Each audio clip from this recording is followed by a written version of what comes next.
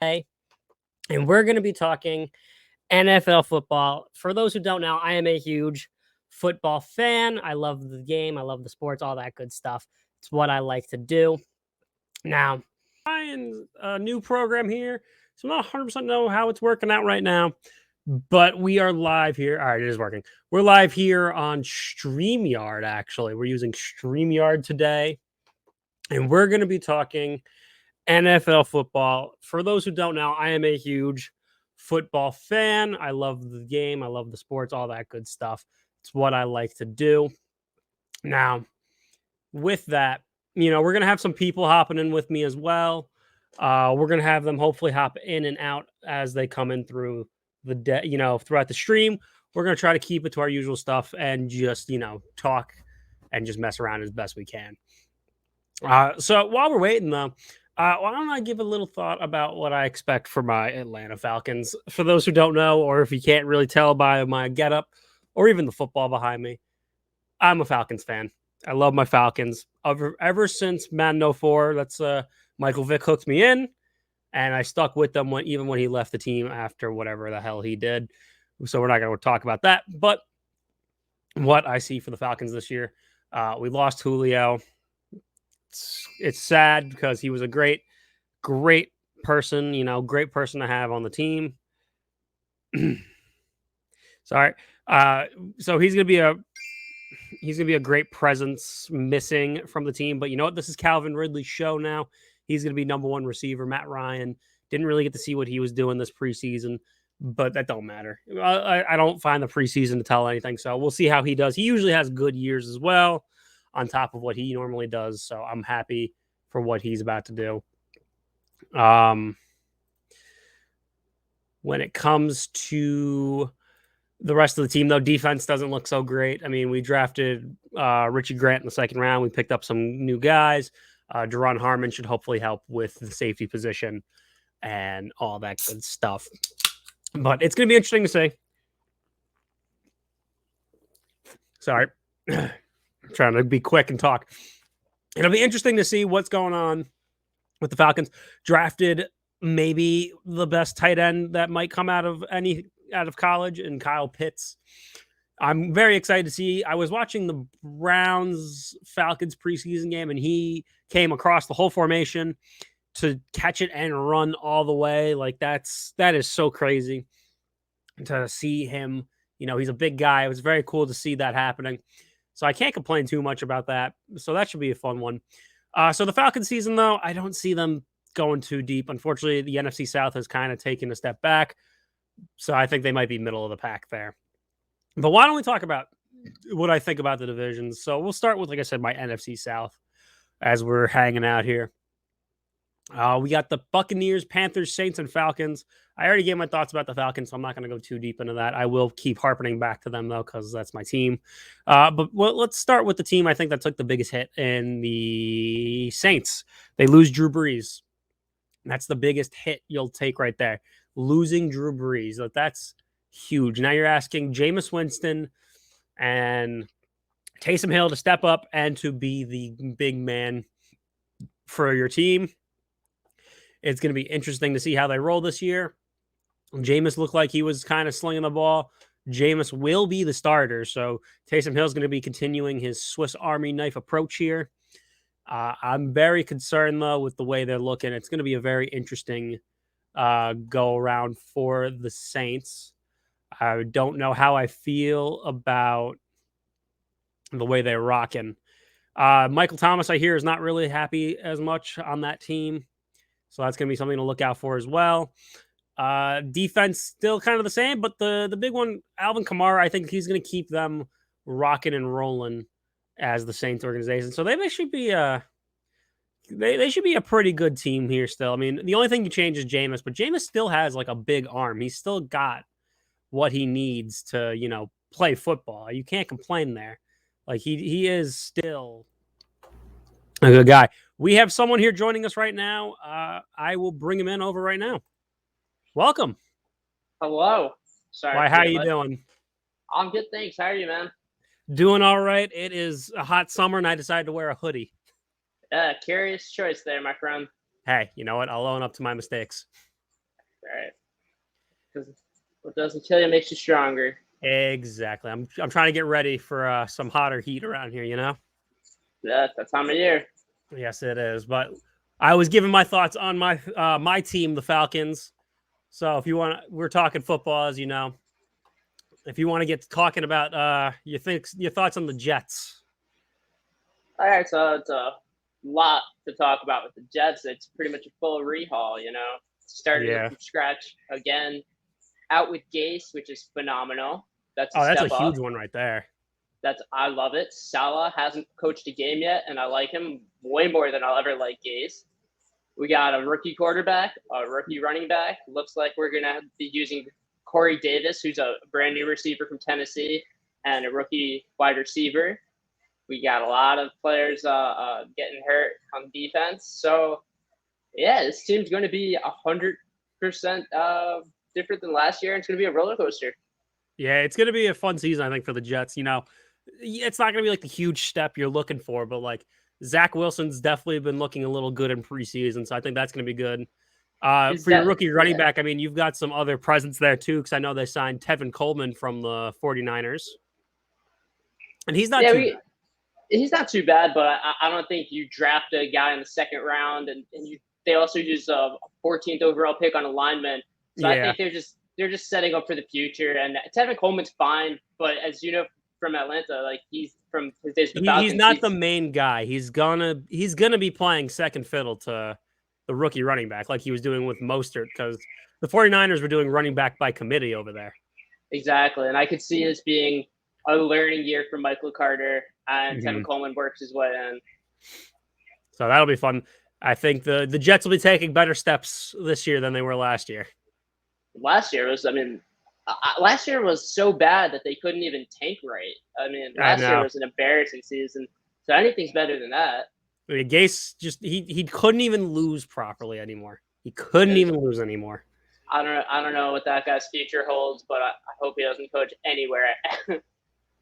I think he's offensive coordinator at like some high school now. That makes a logical sense. I mean, a lot of guys will go from head coach of one team to somewhere else in the league, and then this guy, Gase, belongs in high school. He really does. But he has the Peyton Manning effect. That's the problem. But was it Peyton Manning effect, or is it that Peyton Manning had the Peyton Manning effect and Gase was just the right guy in the right spot? Gase just happened to be there because, you know what, he used Peyton Manning's ability to really help him. Absolutely. I mean, that's pretty much it. But you know what? We're not talking about past anymore. He's gone. We've released him to the wild. You're right. Looking forward. Brighter days are coming. Brighter days. Speaking of brighter days, why don't we talk about some rookie quarterbacks real quick? Who do you think is going to be the big rookie quarterback coming out this season? Well, I would love to say my guy, Zach Wilson. I don't think it's the case. I had a feeling we were going to be sticking with Mr. Wilson.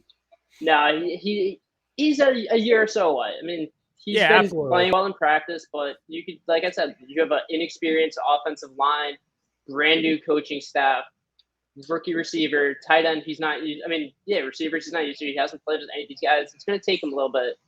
I think Trevor Lawrence is going to struggle a little bit out of the gates, but he's going to be the one guy who I think by the end of the year, Jags fans are going to feel the most confident. And I know it's like the most easy answer to say because Trevor Lawrence has been the guy everybody's been talking about for a year now. But I just think he's the way he turned it around, the way he has Urban Meyer there to develop him. I think he's going to be the guy at the end of the year that stands where he should. He probably will, because he's probably also going to be the one rookie quarterback probably playing the most, because Trey Lance is probably waiting for Garoppolo to get hurt. Right. Like, I know Zach Wilson will be starting, so he's something to keep an eye on for. Justin Fields is going to be waiting for Andy Dalton to mess up. Well, I could have sworn I just saw Justin Fields had a minor operation. Yeah, that's not going to help either. Yeah, so he might be unavailable for the first week or so. Yeah, so we don't know who's going to be the quarterback in New England yet. No, you really don't, because Mac Jones or Cam Newton could be taking it, because Mac was looking good last night against the Giants. Yeah, but Bill Belichick's the kind of guy that doesn't say a word. You don't know who's going to start. No, he's probably going to make a decision randomly throughout the year. I can see that. Yeah, I mean, he kind of did it last year a little bit. Oh, he absolutely did. But he wants to rock with Cam probably and let Mac just settle for a second. If you were in his situation, who would you start? I honestly would probably start Cam first. Let him, let him test the waters. He is the veteran. He's probably got a little more experience right now, and I'd want him teaching my younger guy at the moment.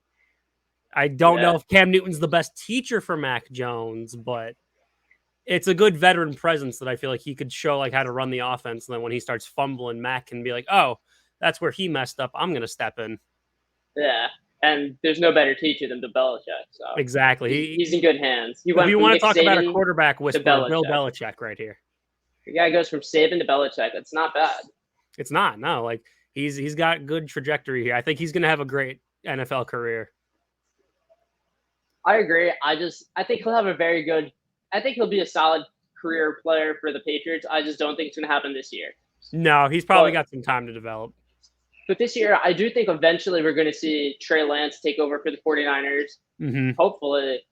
I think the Bears are going to eventually go with Justin Fields.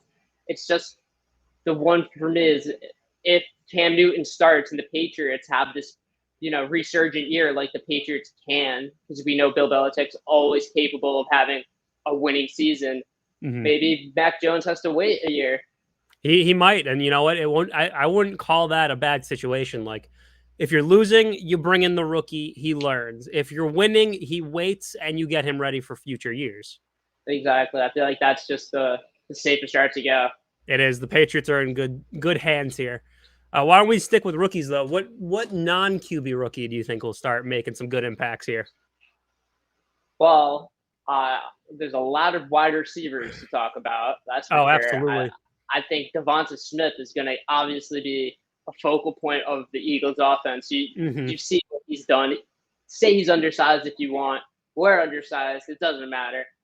He's so fast. He's going to be electric. He's going to be able to screen plays, just take off. He's going to be able to change the way defenses play against the Eagles because he's a downfield threat. Mm-hmm. He's going to have an impact in the return game. And I can say that with his teammate Jalen Waddle. I see that being very similar. He's going to be used as like the slot screen receiver for Tua. He's going to be used in the return game, and both of those guys are just ridiculously fast. They really are. Like I watched a few of them. Like they are so quick. They've got good hands. They make the quick cuts they need to. Like they're going to be some dangerous receivers. Those two. Yeah. Alabama's just been churning out. The whole SEC has just been churning out. They've been churning out receivers ever since 2011. It's been a great run. I mean, even Jamar Chase, he's another one out of LSU, and I don't know, he hasn't looked too sharp. He dropped a couple passes in preseason. He had the one against Pittsburgh. Against the Dolphins, I should say, where he was bracing for impact and was just he just got seems lit up, shaken by something, but he's not preparing for the ball. He's bracing for hits. Of course, it's just preseason, and he did take the whole last season to opt out, so might just take him a while. He probably needs to get his football legs back. Unrelated to football, but still sports. I'm watching. I just saw a highlight. Vlad Guerrero Jr. just hit a home run. That did he really? think he made contact in Toronto, but the ball landed in Buffalo. Oh Jesus! Like Christ. that was a shot.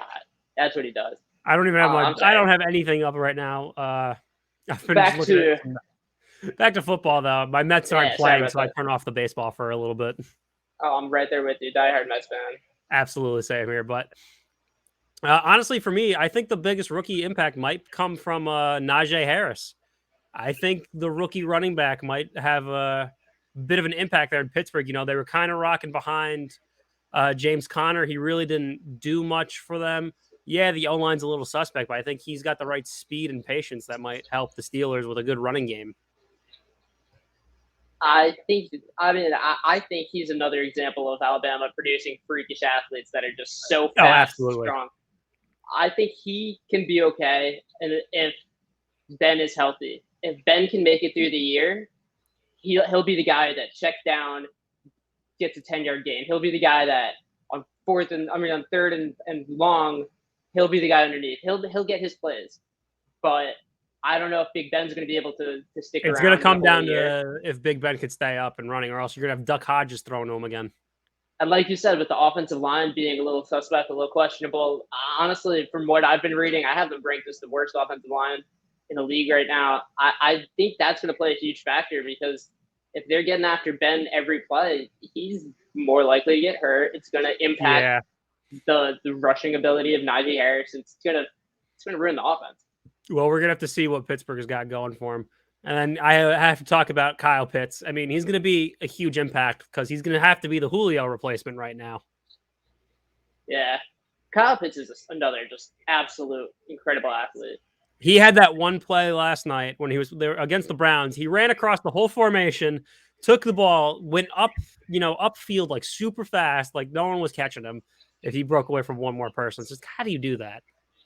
I just watching him play for the handful of games he was in last year for Florida. Mm-hmm. It didn't matter if you had anybody covering him, double team. He was just getting past anybody. I think he's going to immediately have an impact. Like you said, he's going to have to fill the hole that was left by Julio Jones. If it's even possible to fill that hole. But he's going to, it's Matt Ryan. He loves his tight ends. Throw the ball. Thing. Exactly. He's going to work the ball to the tight end, especially, if Ridley becomes Julio, then Kyle Pitts is going to have to become Ridley, and Ridley's been incredible. Yeah, so it's going to be a dangerous offense, especially with Russell Gage now coming up in his new role. Like he was a good slot last year. I think he's going to be a great number 2 this year, and they're going to be a dangerous offense. Just the defense is going to be too suspect. Yeah, the offense is going to be all right. I mean, I know a lot of people don't know what the running back situation is going to be, but it seems like they don't necessarily. In the last couple of years, that hasn't been sorted out for the Falcons. They got Gurley, but didn't really use him as an RB1. They kind of rotated, and it kind of worked in the scheme of their offense. Like you said, their offense has been good. It's just the defense is right always now. The suspect. Give me 1 second. Sorry, The dog is whining. Get out. They like the running back by committee that Shanahan brought in. Exactly. As I say, they haven't had a true number 1 running back since Michael Turner.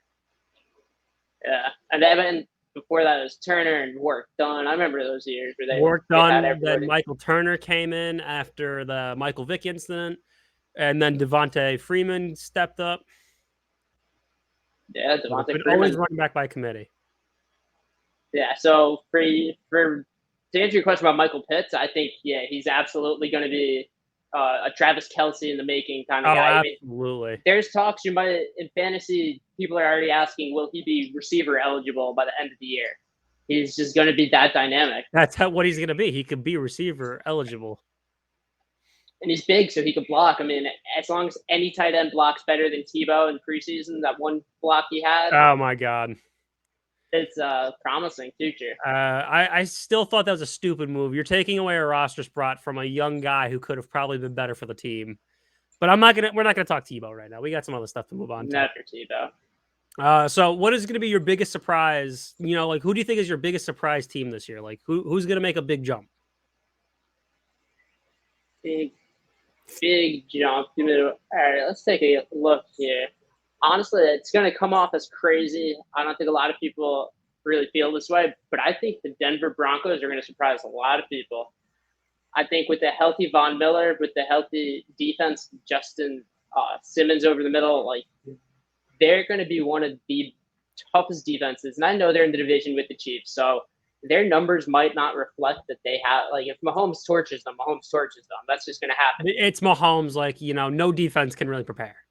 So their numbers might not look as great as, say, the Ravens or the Bills, but the Broncos defense is great. I like what the Broncos have going with Javonte Williams and Melvin Gordon. You have the feature back in Javonte Williams, the young guy, but you also have Melvin Gordon, who is going to be the guy on third down.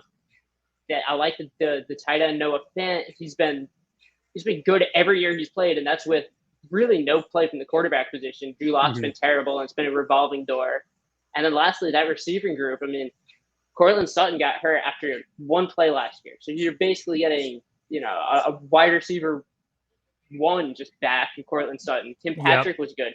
Jerry Jeudy, another, these Alabama boys just getting everywhere. They really are sprinkled. I think Jerry Jeudy's going to have a huge year. Definitely someone I'm looking to in fantasy, with Teddy Bridgewater being known for his short slant passes, a route runner like Jeudy. I mean, I don't think the Broncos are by any means going to challenge the Chiefs for the division, but I wouldn't be surprised if they finish in front of the Chargers. I would not I don't know if they're going to make the playoffs, but I could see it happening. I could see them sneaking in as like a 7th seed. Like they have the great defense, the offense, like they have the receivers. The line play might be a little suspect, and the quarterback situation might be a little suspect because Teddy, unfortunately, as you said, his slants and Drew Lock's not really known for good decision making, but they have a good, solid team all around that I think they could easily sneak in as like maybe a 7th seed, but I don't like maybe a sneakily 6th seed. It feels like the pieces are there, and it's just about getting, maybe the right coach in place, maybe upgrading the line if that's what's holding them back. I just feel like maybe Drew Lock was just never the right guy. Yeah. I don't know. What's your take on the Lock Bridgewater conference? You know what? I like Teddy B. I like that he's coming in. I wasn't really a fan of Drew Lock this year, of the past year. When he was out without his mask, getting COVID and not doing what was best for the team. I thought he was just kind of being selfish at that point. And I thought, honestly, this would have been the end of his reign here in Denver, and they would have moved on. I honestly thought Justin Fields was going to end up here. But I was wrong because they wanted Patrick Surtain, which I'm not going to lie, is still a decent pick. Patrick Surtain is going to make that defense incredible. I mean, it's already been a very good defense, and he's a great player. But like you said, Justin Fields, if you gave Justin Fields the tools of you gave him the offense you have here in Judy, Cortland Sutton, who's coming back. I have him in fantasy. I'm so excited. Tim Patrick, Noah Fant, like that's a dangerous receivers. And then, like you said, Melvin Gordon for a 3rd down back in the backfield there. That's going to be huge. That would be a great offense. But, I mean, that's going to be one of those revisionist history. However it turns out, whenever there's a draft like this where it's all these quarterbacks, it's going to always be what if. It's always going to be it. Like this is literally the Chicago Bears with Patrick Mahomes. Exactly. It's going to always be that they took Trubisky when they could have taken Mahomes or Watson. I mean, a ton of players that draft. They passed on a lot of good. I think they passed on McCaffrey too. I mean, the only one I think they're kind of happy that they passed on Watson right now. Yeah. Well. Yeah. I think they're happy with that one, but the Mahomes one, they're probably still beating themselves up. Yeah, well, you can't really predict what happened off the court, off the field issues, So my big surprise team, I don't know how you're going to feel about this. I'm going to the East in the NFC. The Washington football team. I think they're going to have a huge step this year. I think they're not going to be a basement dweller. I think with that front 7 they have in place there, I think Ryan Fitzpatrick is going to be a good leader for a little bit. Maybe switch him out for Taylor Heineke every once in a while, but I think that's going to be like a surprise team. Maybe they sneak in. I think they're going to win the division. I'm sorry. They're not going to sneak in. They'll be the 4th seed, though. They're not ready to make that huge step, but I think they can make a good playoff run in like the divisional round for them. I like that a lot. I mean, the only concern I have is that, the NFC Beast, no repeat champions in that division for almost 20 years, but unfortunately, I don't like any of the other teams. Like the Cowboys are too reliant on Dak. If something happens to him again, they're kind of done. The Giants are still kind of rocking with the Daniel Jones experiment, and that's not really looking so hot. And the Eagles are definitely kind of retooling everything or rebuilding still. Yeah, no, I agree with you. I think a lot of the entire division comes down to the health of like 3 or 4 players, Dak being one of them.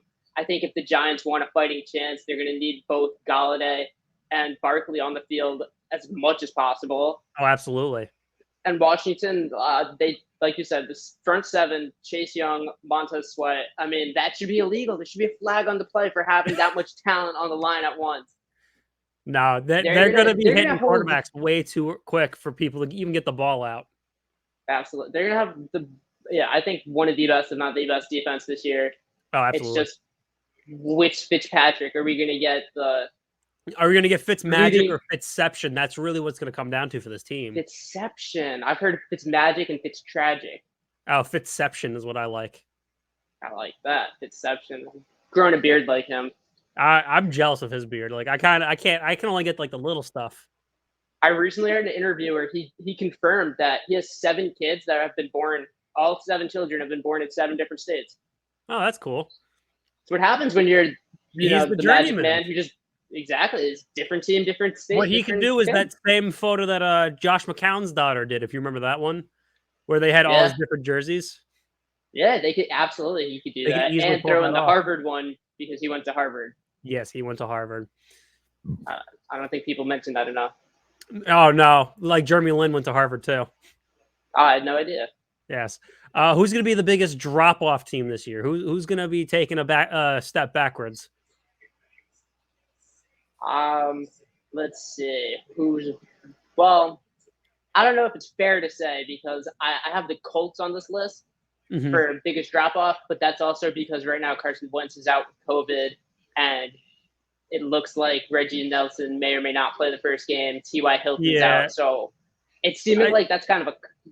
It's the easy answer because I'm kind of agreeing with you. I was thinking the Colts as well, but I saw all the injuries.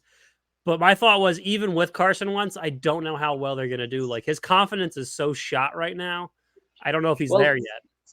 For Carson, the big advantage he's going to get is he'll have 2 games against the Texans and 2 games against the Jaguars. So he should be able to win those games pretty easily and not really worry. He should be able to if he's there. It's just, I don't know if he's going to stay healthy. I think last year the Colts, while they do have a very good defense, I think they slightly overachieved. That line stayed perfectly healthy the whole year. Yeah. And just based on just the nature of the game, I don't think anybody's going to have a fully healthy line after this season. So I think the Colts are one of my slide back teams. But since we both had them, I want you to pick a team that's not the Colts that you have. Yeah, I'm trying to think of another team now because I think that's unfair. Like they're definitely kind of beaten up right now. So I wouldn't want to say them. I do think Baltimore might take a little bit of a hit here because I think Lamar Jackson, like he says, like, oh, no one's going to figure me out. I think someone's going to pick up on like, oh, yeah, he's going to run out of the pocket. Like, let's keep someone kind of around him. So I think maybe he starts getting figured out a little bit. And he kind of Lamar also, they got a lot of injuries going on in Baltimore too. I mean, he just lost his running back for the season. Bateman's out for at least 3 weeks. Hollywood Brown, I think he's questionable for week 1, but he's really looking at, I think Sammy Watkins is over there. He's digging deep. Watkins made his way over. The Ravens are going to have a phenomenal defense again because they always just do. They're just loaded in the secondary as always. But I don't know. I could see them maintaining it just because the defense is too good, and I think the Steelers they definitely got that good defense. They did lose Matthew Judon though, which I think is going to be a huge hit for them. Yeah, he went to the Patriots, which is. I think the Patriots defense is going to be unreal. But I can see the Steelers being a team that slides back because we forget that last year they got embarrassed, but they made the playoffs against the Browns. Yeah. This year, you have another year of damage to Big Ben's body from just another year of football and being Big Ben. The line's gotten worse. You got 3 receivers that could all be number 1, but it doesn't really seem like any of them have taken that next step. Like, Chase Claypool's the only one who's playing in preseason, and I get that, but like Juju seems very into what he's doing off the field. He's been hit or miss last season. He's more into the TikToking right now. It seems like his heart's not in it, which I think is great for anybody like myself that has Deontay Johnson in fantasy. I think he's going to be the guy. He's going to be getting more targets. I just don't know if you can trust Ebron, especially in a team that needs a good blocking tight end. Ebron's past his days, and Ebron never has been a great blocker. Mm-hmm. And Najee Harris, like you said, like he's an incredible athlete and he can make plays. But if the offensive line doesn't give him anywhere to go, it doesn't give him time, it doesn't matter. It's not going to do anything. And I think another team, if we're going to count this, the Ravens, Chicago Bears. I realized the Bears made the playoffs. I didn't know that, actually. I forgot. The Nickelodeon game. How could anybody forget? I forgot Trubisky was the Nickelodeon MVP. Yeah. You know, that trophy is a kaleidoscope. Was it really? Yeah, the top of it, there's a little lens at the top of it, and it's like an actual kaleidoscope. I wonder... Because it's Nickelodeon, This is going to be a little off-topic, kind of, but I really want them to take like a couple regular season games maybe and put them over to Nickelodeon. I think that'll be interesting for them to do. More slime. Why More not? slime. Yeah, they were very lacking on that. Slime on every play. Who cares? Slime on the replay. Yeah, do it. Actually, you know what? Here's the team. I figured out the team I will say is going to take a bit of a step back. The Seattle Seahawks, I think, are going to be taking a little bit of a hit. I don't think Russell Wilson's he's starting to lose a little bit of a step. Like he'll start hot. He'll start MVP status for the first 5 weeks, and he's going to cool down. I don't think they're going to be able to keep up this time. I think they're going to be knocked out because that NFC West division is way too powerful this year. Definitely. That's a division that's stacked top to bottom. Absolutely, though. That's like the dangerous one right there. Seattle also, I read this great article about their defense last year that they had pretty much the worst defense in the league for most of the season. And then the second half of the season, the secondary improved a lot, but they were playing almost exclusively backups. That was when they were playing the Rams when Goff was hurt twice, when they were playing teams that were basically starting the backups. So yeah, the numbers actually made them look better than they really were. And so I think you're right. I mean, as a Jets fan, I can tell you that Jamal Adams is a linebacker. He doesn't belong. I mean, he's too small. He's not a safety, but like, he doesn't deserve all the hate he's been getting. He is a linebacker playing safety. It's like Anthony Davis is a center playing power forward right now. Right. But like you can't fault him though. He did get a lot of sacks last year, but you did bring up a good point. They were playing a lot of backups and Daniel Jones not being the backup was able to win. Yeah, exactly. And they lost to Washington with who was the quarterback? I believe it was Dwayne Haskins. No, did they? Or was that Alex Smith at the time? They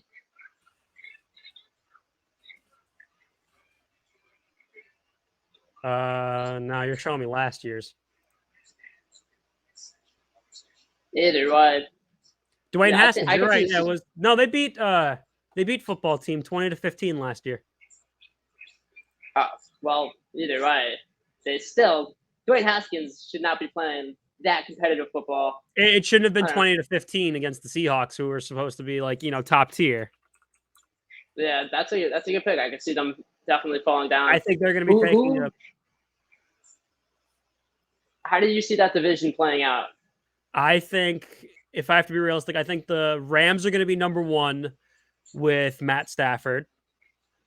I think the Cardinals are probably going to be right behind them. I think Kyler Murray and DeAndre Hopkins are going to be taking that next step. I think the Seahawks are probably going to be right behind the Cardinals, and then the 49ers, as much as I don't want to, but they've been known to be injury plagued in the past few years, so I don't know how I'd feel about them. Injuries, just the unpredictable factor that they really are. Everything. So I'm looking at the Seahawks here from last year. They lost to the Giants, they lost to the Rams, they lost to the Bills, and they lost to the Cardinals. They're probably going to be taking a bit of a step back this year, unfortunately. Another team I would throw in that category of teams that could step back. I believe the Saints are going to have a step back. Yeah. Obviously, Drew Brees being gone, but more than Drew Brees, I just think, the situation playing out with Michael Thomas has been a distraction. That's going to be a huge distraction. And unfortunately, Jameis Winston is a coin flip for what you're going to get.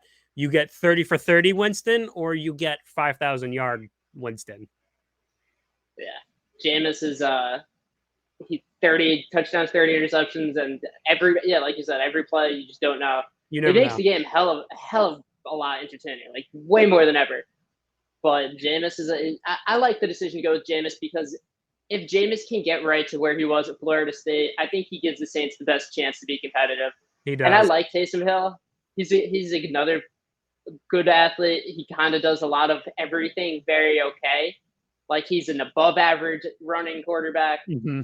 He can kind of make throws, but I wouldn't say he excels at any part of the game.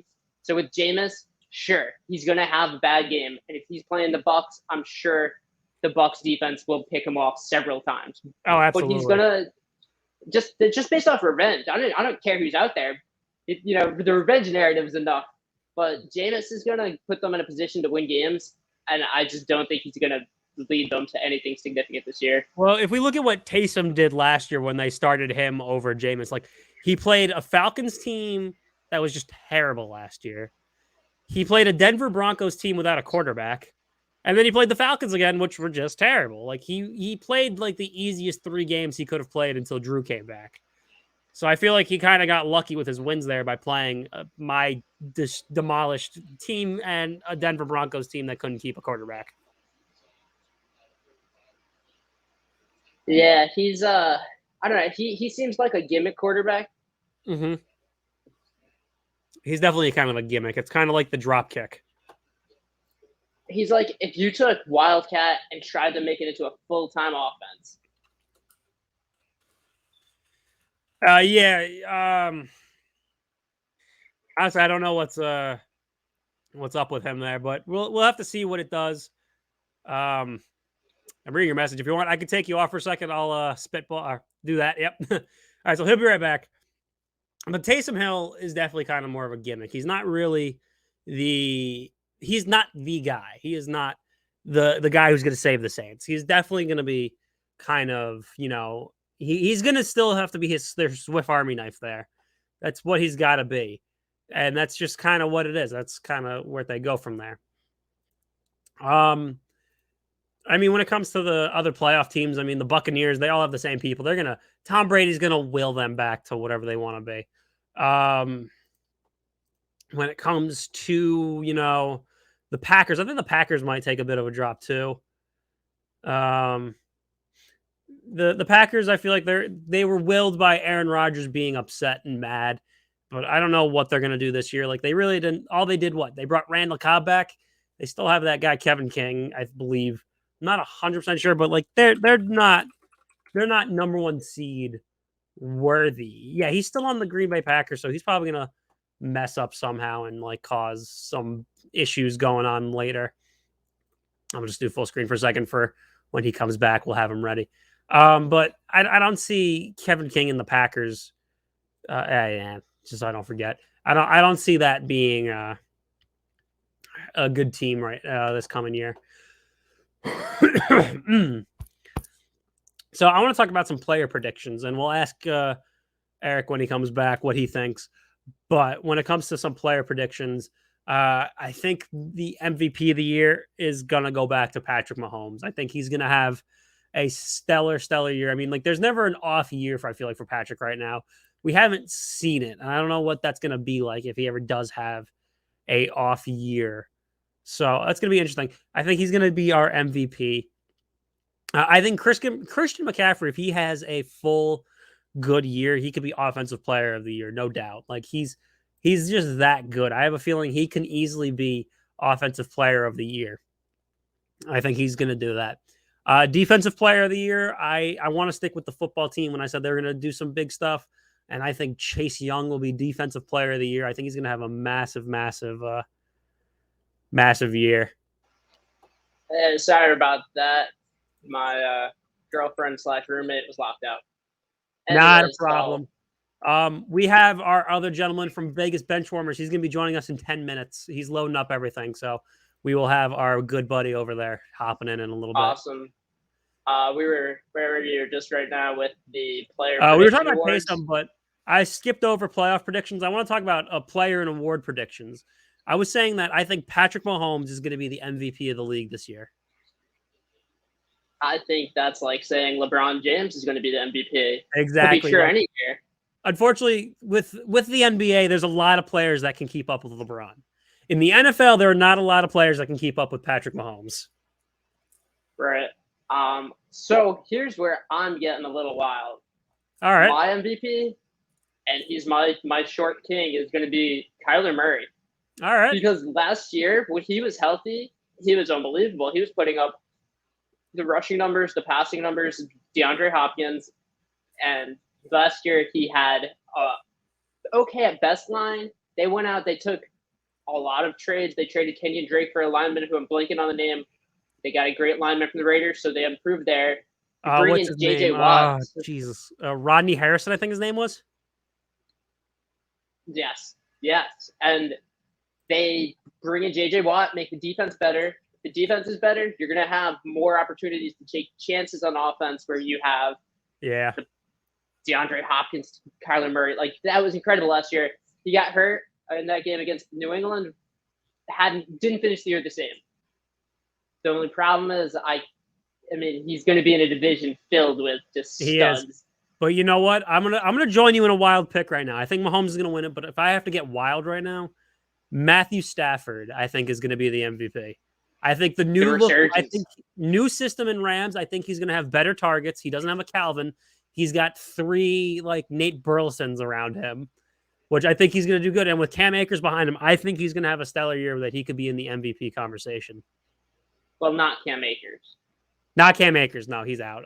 Sony Michel. It's going to be Sony Michel now, yeah.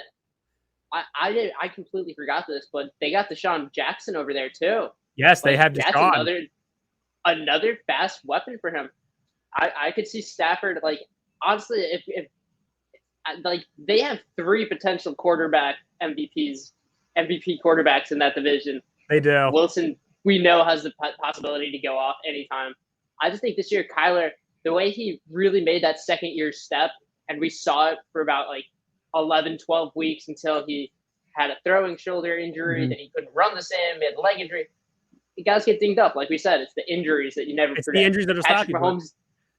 If Mahomes didn't get hurt, who knows? Maybe he plays all 17, or sticks around all 17 weeks, doesn't get hurt, doesn't miss a few games, and he could have won it last year.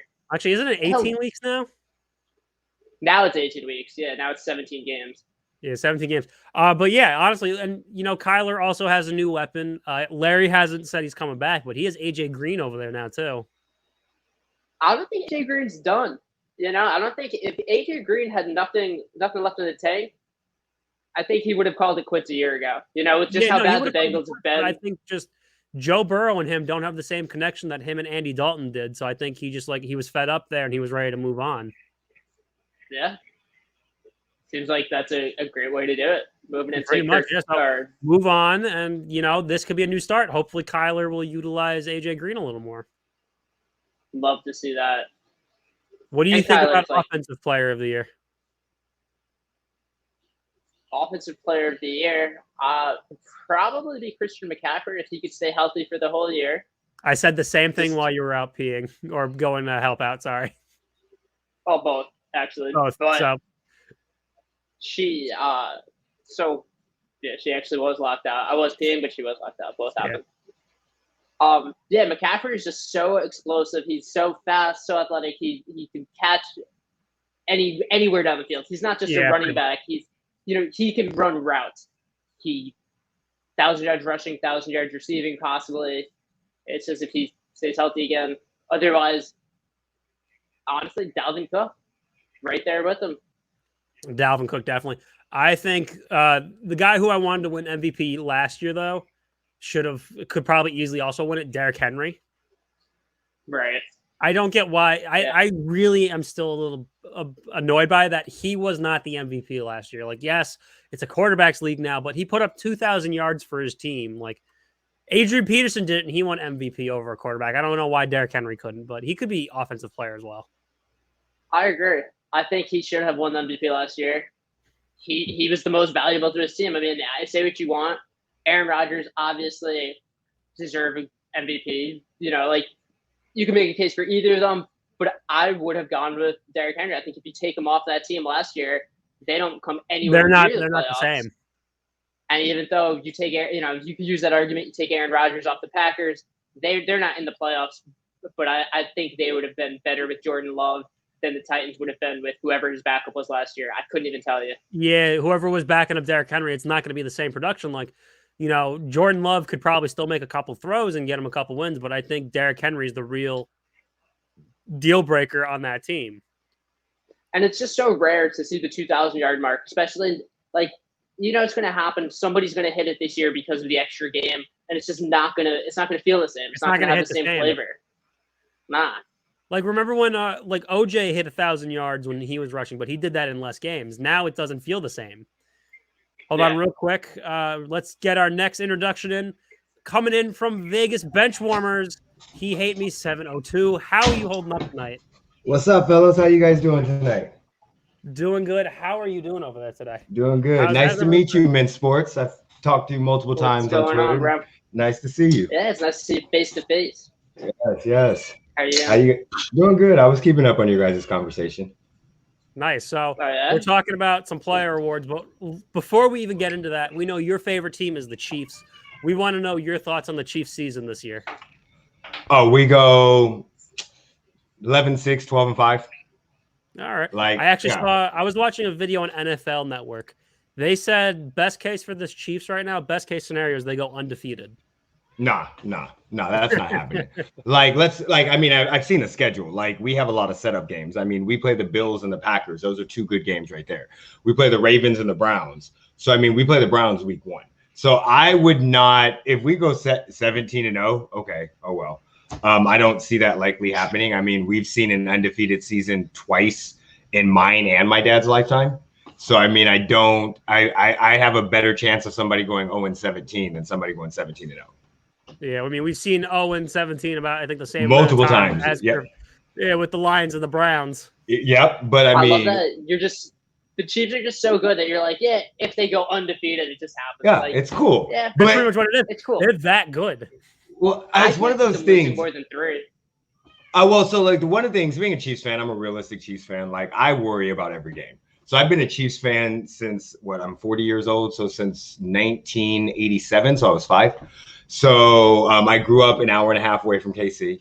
But like, I've gone through all the bad times. So it's very fun to be able to just go, we're playing with house money, because I've seen my team win. So, I mean, that's all I wanted. So I'm happy with that. If we don't win ever again, I got to see my team win, and I'm good with that. But realistically, I don't buy all the hype before the season about somebody going 17-0 or 11-5. Like, you never know how people are going to come with injuries, with how they play from week to week, who catches COVID.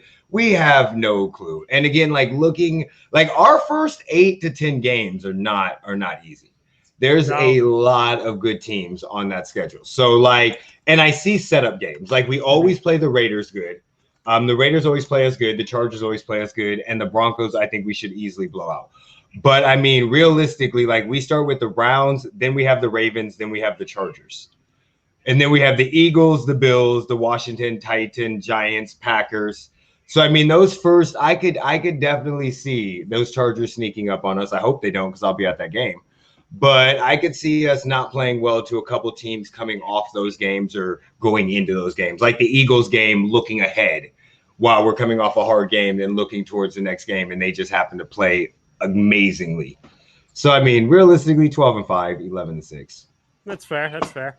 I know both of us became a Chiefs fan last year when they played the Falcons. I was very much cheering for them to beat us.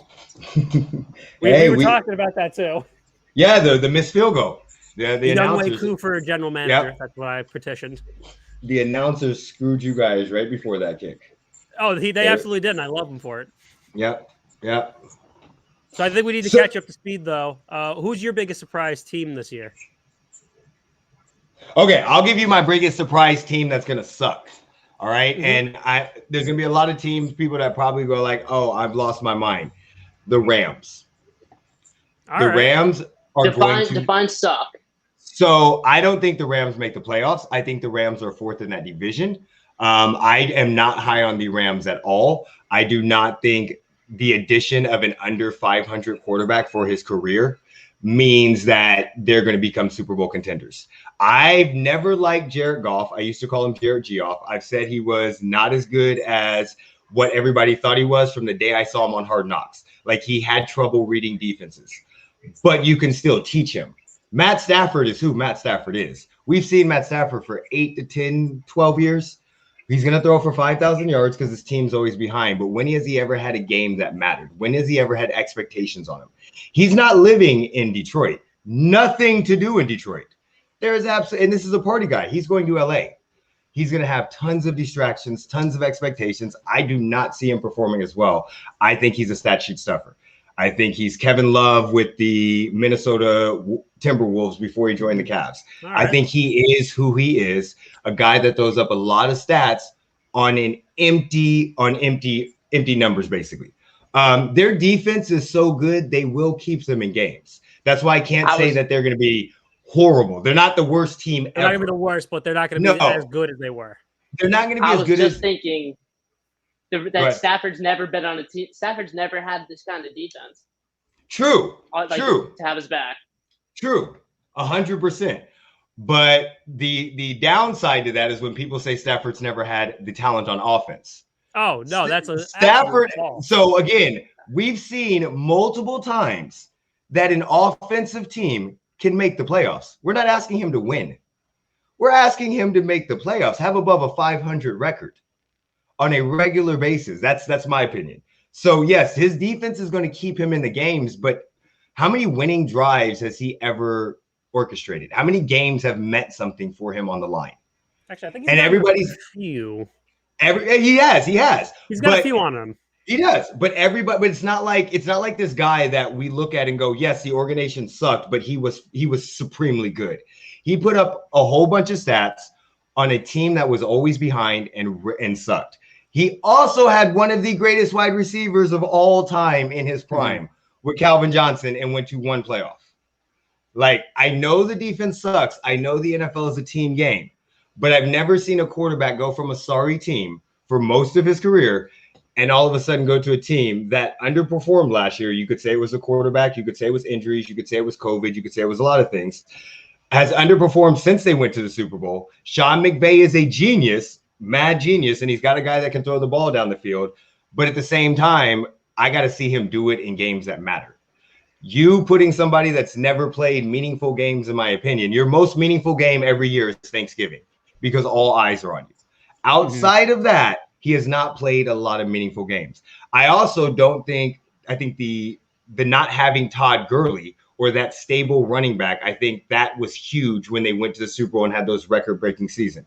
They have not had that since then, and their offense has been pedestrian at best. It's not – they have great games, but overall they're a pedestrian offense. I just don't see Matt Stafford changing that much. I just don't. You know, I think I'm still the opposite. I think Matt Stafford's going to do actually pretty solid. I think with he's got Cooper Kupp, he's got Robert Woods, and he's got Jackson. I think he'll find a way to hit his targets. I think not Cam Akers. I got to stop saying that. Sony Michel will have a decent year. He's not going to be the stable running back as Gurley, so I think that's definitely going to be a misstep for them. But I think Stafford will hit his targets and get what he needs to get going. I think Stafford. I don't know if he's going to be the best he's been because he's just older and just had a lot of spine injuries and that sucks. Last year alone, the Lions only won 5 games. He had 4 game-winning drives in the fourth quarter. Okay, so I was wrong on that. Yep. He can get it done. They're just a bad team. He can be okay, but I think the defense is just phenomenal. Like you said, it'll keep them in games. Stafford just has to, in my opinion, Stafford has to be above average, just competent. And I think they'll make a decent playoff run. Well, I don't think they're going to win the division, though. My question to that defense is, Jared Goff didn't suck. He was not horrible. If you just have to be above average, why do you trade a first-round draft pick and Jared Goff for Matthew Stafford? You just need an above-average quarterback. The thing is, Matthew Stafford's their savior. He's coming in as their savior. He's not their above average quarterback. That's the problem. It's not. We can look at it as saying he just has to be above average. But they had a younger quarterback that they just paid that was in the Super Bowl 2 years ago that they re-signed a year and a half ago. Traded him and a first-round draft pick. They have no draft picks, by the way, until 2027. Yeah, traded him for Matt Stafford. This is not he has to be above average. This is you have to come in and hit all the cylinders. We're expecting you to lead this team deep into a playoff run because we have a defense that can do it with a horrible guy. You're supposed to be better. That's where my problem comes. He has so much expectation, and the fans, the bandwagonness has gone crazy. The numbers that have them up. Los Angeles. That's the issue. Spot on. It's like Russell Westbrook now has to be the guy who's going to lead the Lakers back. He's got to be the guy over there. It's different in LA than Detroit, and he's never had that. You sold me. I think I'm a little. I still like Matt Stafford, but I think I'm a little bit more. I think you've started to hear his way. I'm giving Matt Stafford benefit of the doubt. I think he's still gonna do. I think he's gonna do good things for the Rams this year. I like Matt Stafford, but where does this benefit of the doubt come from? We've never seen him do anything. No, you're right. In Detroit, he really couldn't do anything. And yes, the organization sucks. I'm not saying they were great. Oh no, you're still solely judging him on his talents. I think. Yeah, let's not act like the Green Bay Packers were good, but let's not act like he's in the toughest division ever. It's not. It's not. you've had multiple teams that get in and out in the NFC and the AFC in the last 4 to 5 to 6 spots, depending on who it is, or last 2. Now I'm sorry, now it's 5, 6, 7. It was 5, 6. So just in my opinion, you couldn't be one of the better 6 teams in your division, in your conference, for most of your entire league. He's gonna have an uphill battle here. It's gonna be a little rough for him. But I think that division is tough. Oh yeah, we were talking about that. You got a new system, a new city, a new everything, no comfortability, and they probably have top 3 defenses, not the top 3, but they're 3 of the top 15 defenses in the league on paper. We don't know how it's going to fill out, but on paper, Arizona, Seattle, maybe top 20. But you still have San Francisco. You still have you have JJ Watt coming to hit you. You still have, who's the other dude? Who's the other guy on the Arizona defense that I can't think of? Chandler Jones. Yeah, Chandler Jones. Yeah. So the line and the defense and the talent he is facing, there are not teams that suck. Like, this division is good. For them, there's not 3 teams coming out of this division, in my opinion. So, or 4. Yeah, 4. So for them for maybe 3, but not 4. So they have to, in my opinion, they're going to maybe split those games, and maybe they go 10-7. That might not do it in the NFC this year. They're not going to be bad. I'm not saying they're going to suck. They're just don't have the I don't see them fulfilling anywhere near the You're saying they're not Super Bowl. They're probably taking. They're nowhere. They're barely playoff contenders because of the division they're in. That is my issue. I'm pretty sure you started this all off by saying they're going to suck. Yeah, they are. But I had to because they're so high. They're so high. Like, the predictions are so high. So I had to bring everybody so y'all pay attention. They're destined for failure. They're not. They're failing their expectations. They're not going to be a failure as a franchise. They're just going to fail from what everybody thinks they are. And the hype is so big in LA. If you have trouble and you struggle, Matt, I'm sorry, it's not Detroit. It's not Detroit. They're going to let you know. It's going to be an uphill battle. I do want to just give a quick shout out for Paolo. Thanks for coming back to our stream. We always appreciate you coming in. So that definitely feeling the Rams there. Who's going to be who do you think is going to not make the playoffs last year but will make it this year? Who's going to be your big step here? Or even if they did make it, who's just going to be better? So, like, I think the Browns will be better. I like their defense. Right. I think the Steelers are going to be worse. I'm still not. They started really, really well last year. They played really well there. But it's just something's not going. There's something that doesn't feel right about the Steelers this year. They're normally a team you can count on every year that most likely is going to fight for that playoff spot. And it just seems like their division is starting to pass them. I also don't think 3 teams are coming out of that division. Of course, I think the Titans are going to win the division because I don't think anybody in that division is going to be good. And even if Deshaun Watson comes back and plays for the Texans. Yeah, they're not going to be great. And we don't know what's happening with the Colts with Carson Wentz being out with COVID and his injuries. So that might just put them back. The Patriots, Miami could make the playoffs, but they weren't that far off. If we go to Atlanta.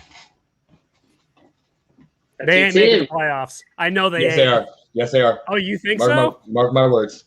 I will mark it because I'm going to be the realist one here. Atlanta, it should not be. Atlanta. Write this down. They should not have been as bad as they were last year. Their defense did not hold. That's true. They should not have been, with the talent that they had on offense. They should not have been that bad.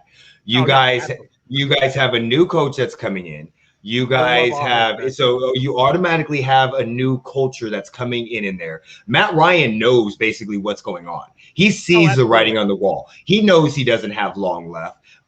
You have Calvin Ridley that's ready to take over his position. Russell Gage that's coming in. You have a lot of energy coming in. Kyle Pitts coming in is huge. Mike Davis is a huge addition, in my opinion, because he is a very, very good running back with Carolina and came in and filled. And I don't think he's getting enough media attention about that. But you shouldn't have sucked. Like, I don't know why you guys sucked that bad last year. Like, in all honesty, I think that only plays soft zone. That's the defense kept blowing games for you. So again, we know that. So when you look at it, everything comes back. You guys are a talented team. Very talented, yes. I'm not saying that you win the division because I'm still not sold on the Bucks, but I'm not big enough to bet on against Tom Brady. I still think Tom Brady at some point in time is coming down. So every year I think secretly they're gonna suck when he plays, but I can't say that out there because of the fact that he's Tom Brady and he's the GOAT. It's like the IRS. You don't go against him. So, but I think Atlanta will be a lot better of a team. I think your division it's normally you get 2 teams from that division. The Saints, we don't know what's going to happen with them. I think the NFC West is going to beat up on each other. If Andy Dalton starts for the Chicago Bears, then they're just going to suck. I'm not 100% sold on Minnesota. I think they're going to have a good year, but I'm not sure what Kirk Cousins is going to bring. I don't know what Kirk Cousins is going to show up. I don't know how well everything's going to work. I think Justin Jefferson's a beast. Adam Thielen, Delvin Cook, but something just in my gut says they probably stay where they were last year. The Vikings are going to throw blood. Yeah, exactly. Of course, we know the Packers are going to run that division or that AFC. Absolutely. So right now, I'm saying 2 to 3 teams in the West. So if we have 3, there's 3. We got 1 out of the North. We're definitely only getting 1 out of the East because the East sucks. There's 2 out of the South. There's Atlanta. All right. I like Dean Pease as the defensive coordinator. Not going to lie about that. Just go through the games last year. Atlanta, every game they lost, was by 8 or less. Yeah. Yeah. They just kept blowing the games. I think that I played him. So I saw him. And I don't even know what their defense is like. What was the score between the Chiefs and the Falcons? That was like a 3-point loss. It was 14-17, I believe. Your defense isn't that bad when you hold the Chiefs to 17 points. Deion Jones and it's not that bad. Lucan were eating up. Watching that game, I expected to walk through them. And I was literally scratching my head like, why do they suck? Like that was the prime trap. They just couldn't they couldn't win close games. Like Lucan snatched one from Patrick Mahomes, and I was so happy because he did it. But then I was like, no, we're gonna lose on Kyle Pitts, aren't we? And then lo and behold, Youngway was like, no, I got you. Think about that, like if it's just close games, that's the way you're losing it. That's not a talent. That's your team's just not buying into your coach. Your coaching staff is no longer where it needs to be. No, and if I'm not mistaken, got fired after the Panthers game. But Raheem Morris he came in, but again, it's still you don't have the stability, you don't have the culture that they could build. So losing close games to me is not bad talent. That's just bad coaching. It's not bad talent. No, it was definitely bad coaching. And that's why I think they're going to be a lot better. They also got a little bit of bad luck. Just Julio Jones' injury has a huge impact on the season. Yep. And then the Dallas Cowboys onside kick that I'll never talk about again. Yep. Yeah. Like you can kind of look at them and say they didn't want to play for him. They were just like, "Nah, we're gonna get him fired. We don't want to play for him no more." Kind of sounds like the Texans with Bill O'Brien. Yeah. That dude. At least Dan Quinn didn't ruin your franchise like Bill O'Brien. Yes, I will give Dan Quinn that. He did bring us to the Super Bowl at least too, but he did not. He did not trade away all your draft picks. Well, we were talking about player predictions now, not player award predictions. When you hopped in, I believe. So Mahomes, I stop. Name the last MVP that won the Super Bowl. Let them have that. I'll go on with that. Okay. So I mean, we could just go the last 3: Rodgers, Jackson, Mahomes. So none of them went to the Super Bowl. So I can't. I mean, I know if we go back 10 years, you probably got Brady or Manning or something like that. But recently, but we're not. No, you look at current history. There's not many MVPs in my opinion. So we can keep that. He had his 50-5 season. He had his MVP. I'm good with that. I think the MVP is coming out of nowhere. I don't think it's going to be. Yeah, I don't think it's going to be a repeat. I don't think it's somebody that we're going to even think about. By like week 5 or 6, you'll start to see it. And you'll start to say, oh, but it's going to be somebody that just everything works out perfectly. Like Josh Allen, for instance, last year. Josh Allen had such a great progression last year. Like one thing everybody was talking about is if he could fix his accuracy. And nobody saw him going from what he was 2 years ago to what he became last year. But you knew about 5 or 6. You're like, okay, no, this dude's going to be a stud. This shit is for real. It's not bullshit. I think that's how we're going to feel about them. Not out of nowhere, not Russell Wilson, because he's not. His team's going to start to lose games before he gets that. But I think you're going to have a good story. Maybe like a Kyler Murray or let's say Deshaun Watson gets traded, and let's say he does go to Miami and he does play the whole season. Deshaun Watson, I know that story sucks with all the stuff going on, but if he comes out of nowhere, people are going to talk about that or come back. You're going to have a good story that comes out that people don't see coming. And it's going to elevate a younger quarterback to that next step. I respect that. Kyler was And my pick. it will be a QB. It's not going to be a running back. I heard your thing about Derrick Henry. Yeah. I'm still pissed about that, but yeah. Derrick Henry had 2,000 yards. Was saying it's going to be Kyler Murray. I know you're going to hate what I'm about to say, but I thought it was going to be Matt Stafford. Yeah, no, I could say I could see that if they won. Kyler. If they went 13-4 or 13-4 or 14-3, I could definitely see that because he's putting up 5,000 yards. We know that, but I just don't see them doing that. I do not see them doing that at all. If they have some kind of if they meet expectations, then like you said, it's so high you have to give him MVP. But my take, I said Kyler. I just think Kyler having a full year, being healthy, having DeAndre there, the defense got better. That's going to help the team be better. I think it's Kyler's year. My only issue with Kyler is that division. Yeah. That's the thing that scares me. They would have to, because that division is very, very tough within them. So I mean, again, if I think Kyler has all the talent, I think he would be a great story. I think I agree with Eric on AJ Green. I think he's just done.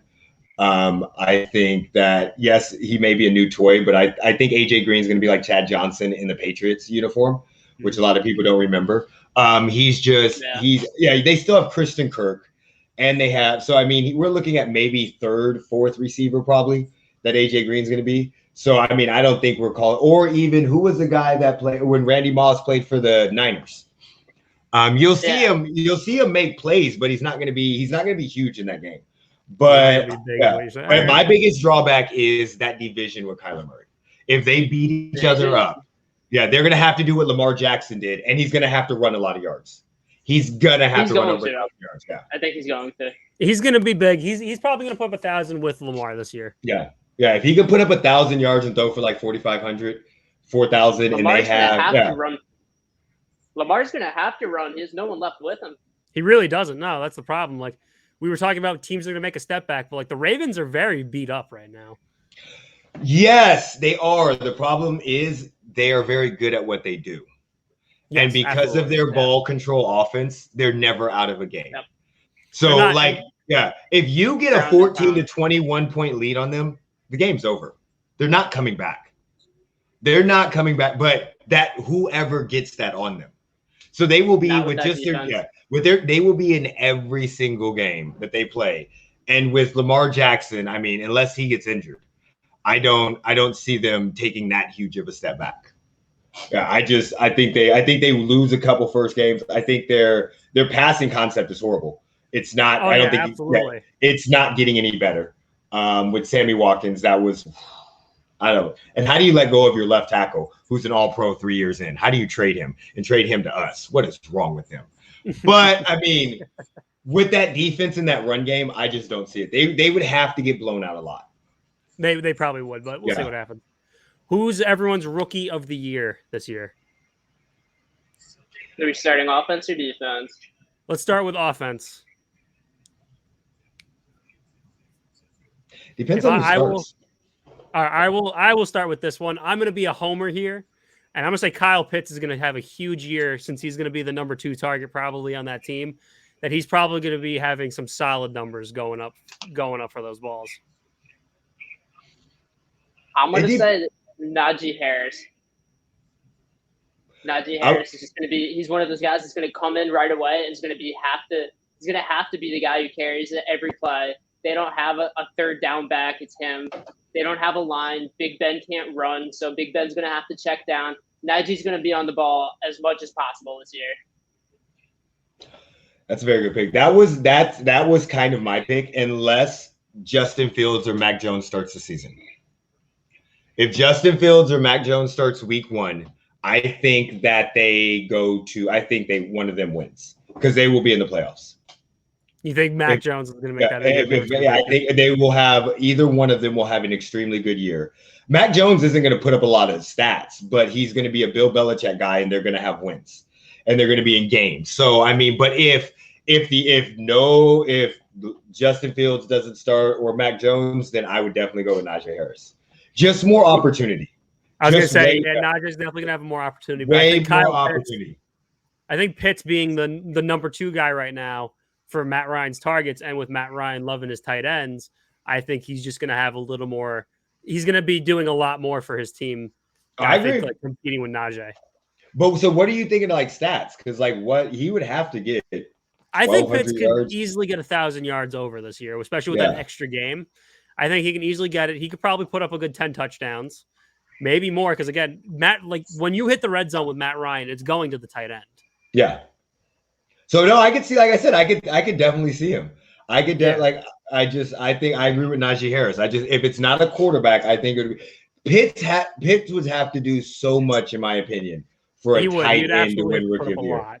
Yeah, he would have to put up and have some signature catches for a tight end to win Rookie of the Year. If I had to be real, though, watch Trevor Lawrence is just going to win it somehow. No, you don't think so? I mean, he's coming in easily the favorite, but I don't know. Who's he throwing to? He'll throw to James Robinson. They may go 0-17. Let's be real. Urban Meyer has never coached a pro football game. We are literally jumping up and down about one preseason game. Before that last preseason game, everybody was like, "Oh, he's not doing good. He can't drive down the field. He can't throw it 100." Last preseason game, he played great, and everybody's jumping up and down. That's what it is, though. It's always one game. It's a preseason game. He was playing against second and third stringer. Nobody cares. Nobody cares. I think honestly, they're going to be really bad. I don't think there's any way for him to win it because they're not going to turn it around. Bad. But Trevor Lawrence somehow is going to put up like stats. He will, but they'll still be bad. And in those stats, he's going to throw a lot of interceptions because he does not. I mean, DJ Chalk, the other guy he's got, James Robinson out of the back. Yeah, Marvin Jones. So I think Marvin Jones leads the team in receptions, but I think he's going to have to force a lot. Like they're going to be playing from behind. He's going to have to try to play hero ball. And a lot of rookies that do that, especially when they're used to having the flow of the offense like he did at Clemson, sometimes throw a lot of picks their first year. And I just think that stops him from winning Rookie of the Year. Unless he's talking about Justin Herbert type numbers from last year. Unless he puts up Justin Herbert numbers. He's probably with the team around him. Herbert had so many weapons around him, though. Herbert had Keenan Allen, Mike Williams. Like, they're better. The thing with Trevor Lawrence is and this is a big if, the Jaguars could win 5 games, immediately everyone's going to lose their shit. Like, he turned this team around. He's the future. Next year, they're going to be great. I think the bar's going to be set low for Trevor Lawrence because everybody already wants to see him make them better. True. Unfortunately, the bar is just too low. Like the best quarterback in their entire history of a franchise is Mark Burnell or Blake Bortles. David Garrard. David Garrard, yes. Like David Garrard. You're competing with that kind of competition. Like David Garrard would. Brian Leftwich. Like Byron Leftwich, yeah. He's turned things out to be a pretty nice coach. Yeah, he actually has a great defensive coach. Yes, he has. I don't get how. I will never forget Byron Leftwich, though. He was one of the rotating quarterbacks for the Falcons before Matt Ryan showed up. For that 1 year you guys didn't have with Vic, huh?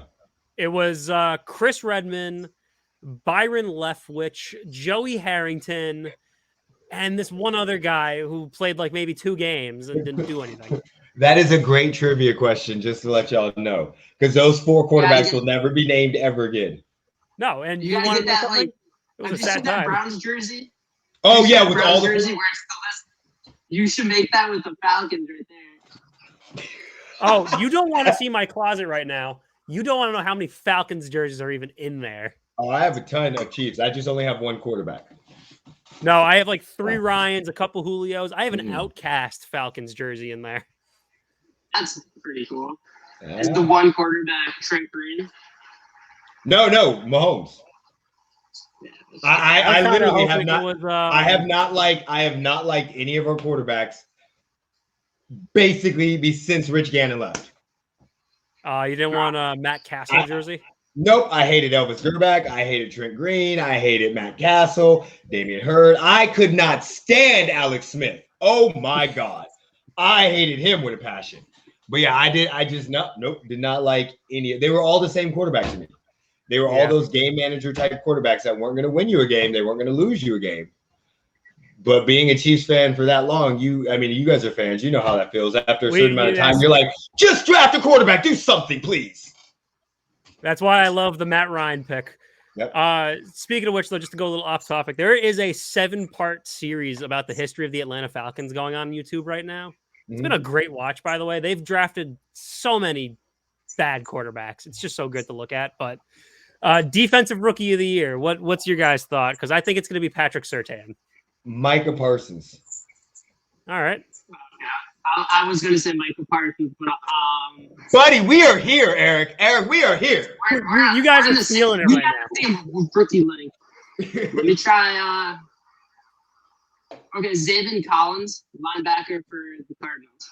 That might be. That could be a good one. I think the Cardinals are going to be. I think with J.J. Watt on the front seven and Buda Baker, I think he's in a position where he just has to kind of be okay. I think you got a decent Chandler Jones, you got decent front, decent guys behind him. He's just in the middle. He's going to have a solid year with that defense around him, but it really does come down to injuries. I don't know how I feel about JJ right now.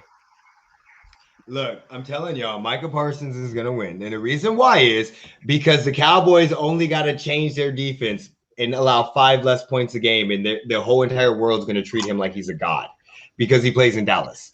If the Cowboys defense looks halfway decent, he is their biggest acquisition.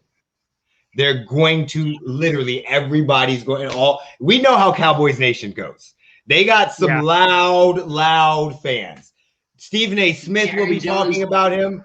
He'll be all over everywhere. He'll be plastered everywhere. He'll get so much media press. One concern with Micah Parsons, why I didn't think about him.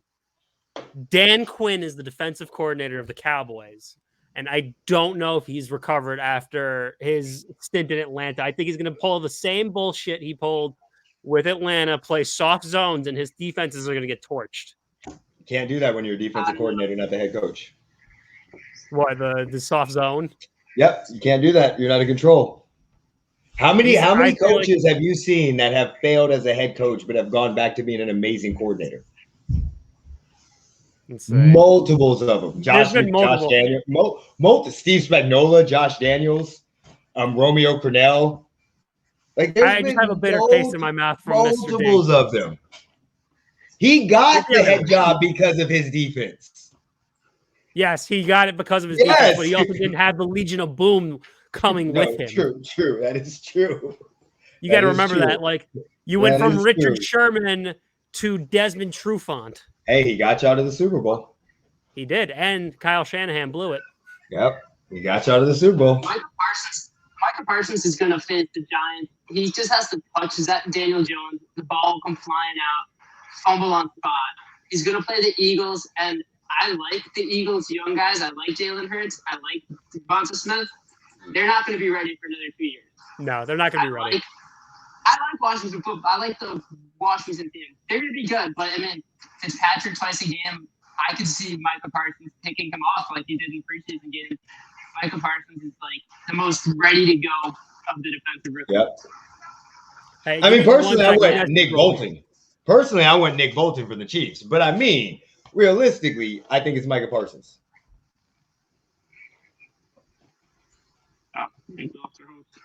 Yeah, I realistically think it's Micah Parsons. Who was your surprise team, Eric? Who's your surprise takeaway? Your surprise team this year? The team I think is going to do better. You're going to hate it. Yeah. I think the Broncos. I think the Broncos are going to be better. I think the defense actually being healthy and adding Surtain, you have Von Miller, and they're just a really good defensive team, have been for years. You have so many skill positions. You have Melvin Gordon, the third down guy, to go for Javonte Williams. That's a good running back pair. Jerry Jeudy, Tim Patrick, Cortland Sutton coming back, Noah Fant. It seems like you got a lot of pieces in place, and they just haven't been able to put it together. Bridgewater might be the guy. I don't feel bad about that. I actually think the only issue that my issue with that team is they have the worst offense in our division. They've had the best defense in our division for the last 4 to 5 years. That's my only. In our division, you got to be able to score points. Well, that's the thing. In your division, it doesn't matter because if the Broncos play their best football, they're going to come in second place. Yeah. You guys are aware of it. But I think the Broncos are going to be like borderline playoffs in the conversation, but like the last few years they haven't. I can agree with you. If Bridgewater comes in and plays like he can, I completely agree with you. And then my step back to him, we both said the Colts, but that's like you said, it's just you don't know with Carson Wentz if he's gonna have COVID, injuries. It's just so we both were just like, all right, new team. And then I think the Steelers are gonna take a big step back. I agree with that. I think the Steelers got off to a really hot start, and then late in the year they just couldn't keep up with teams. Yeah, they lost 6 straight games and got put out of the playoffs by the Browns. Oh, they got embarrassed by the Browns. The game was over before it started. And that when you get embarrassed by the Browns, and not that the Browns are bad, but because you're the Steelers against the Browns, like that just ended all of that to me. That's historic. That's like Big Brother losing to Little Brother right there. Yep. Sorry about that. I was holding in that pee for a while, and it was starting to break the dam. Yeah, we were talking about the Browns losing to the Steelers losing to the Browns, how bad that was for their psyche. Oh, that was devastating. That's just devastating. But I heard you guys talk about surprise teams, and I don't know if you were here for that, but I said the Washington football team was going to take that next step. And I agree. I think because that defense is just too dangerous. I do. They have great weapons. McLaurin. First of all, their defense is amazing. Their defense is outstanding. They have McLaurin. I can't even think of who their other wide receiver is. I played with him in Madden, but he's really good. He's a slot. He's their slot wide receiver. Curtis Samuel. Yeah. Oh, yeah. They got Curtis Samuel. Yes, there you go. They got him. I like Gibson. Their line's okay, and their division sucks. And we don't know what's going to happen with that. That's the problem with the Cowboys.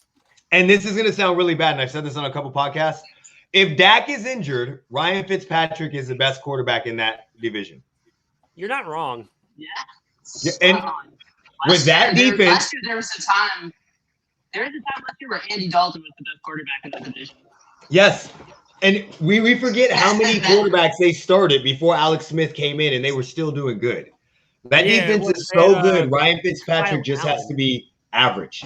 Kyle Allen, Dwayne Haskins, Alex Smith, Taylor Heineke. They had 4. So that defense just has to be that. Ryan Fitzpatrick just can't lose them games.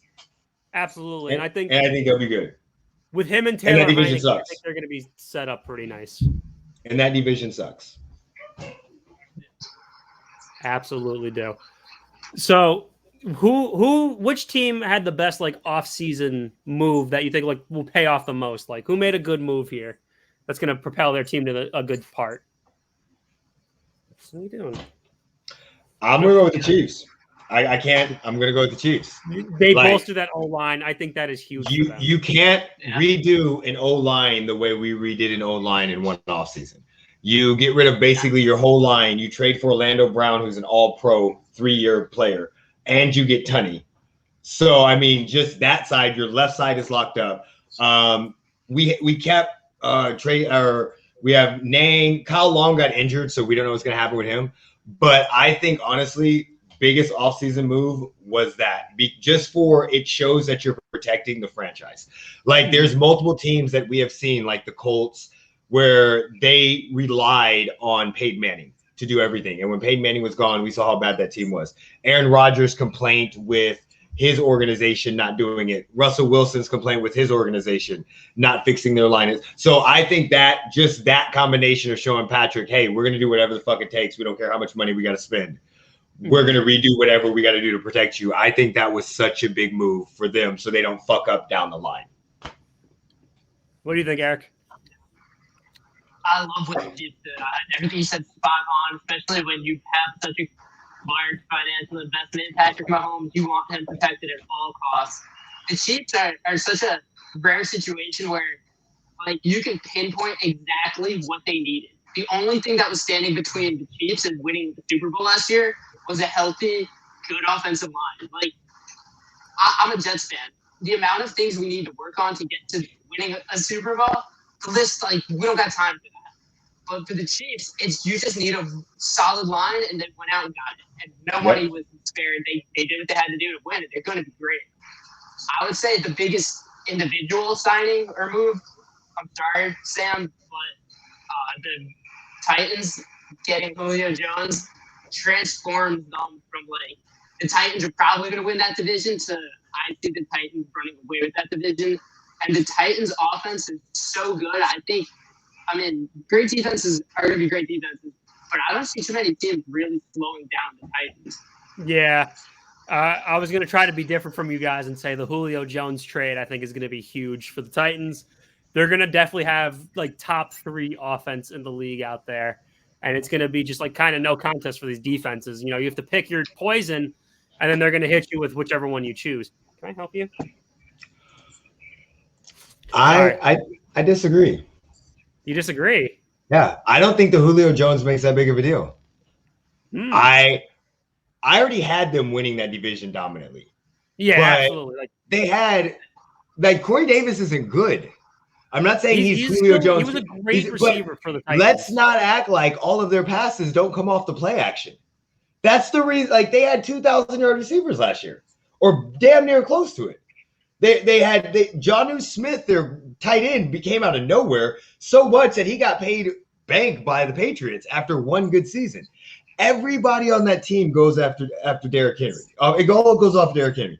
As long as he's running the ball, I don't care who you have on the outside. Nobody knew who A.J. Brown was before 2 years ago.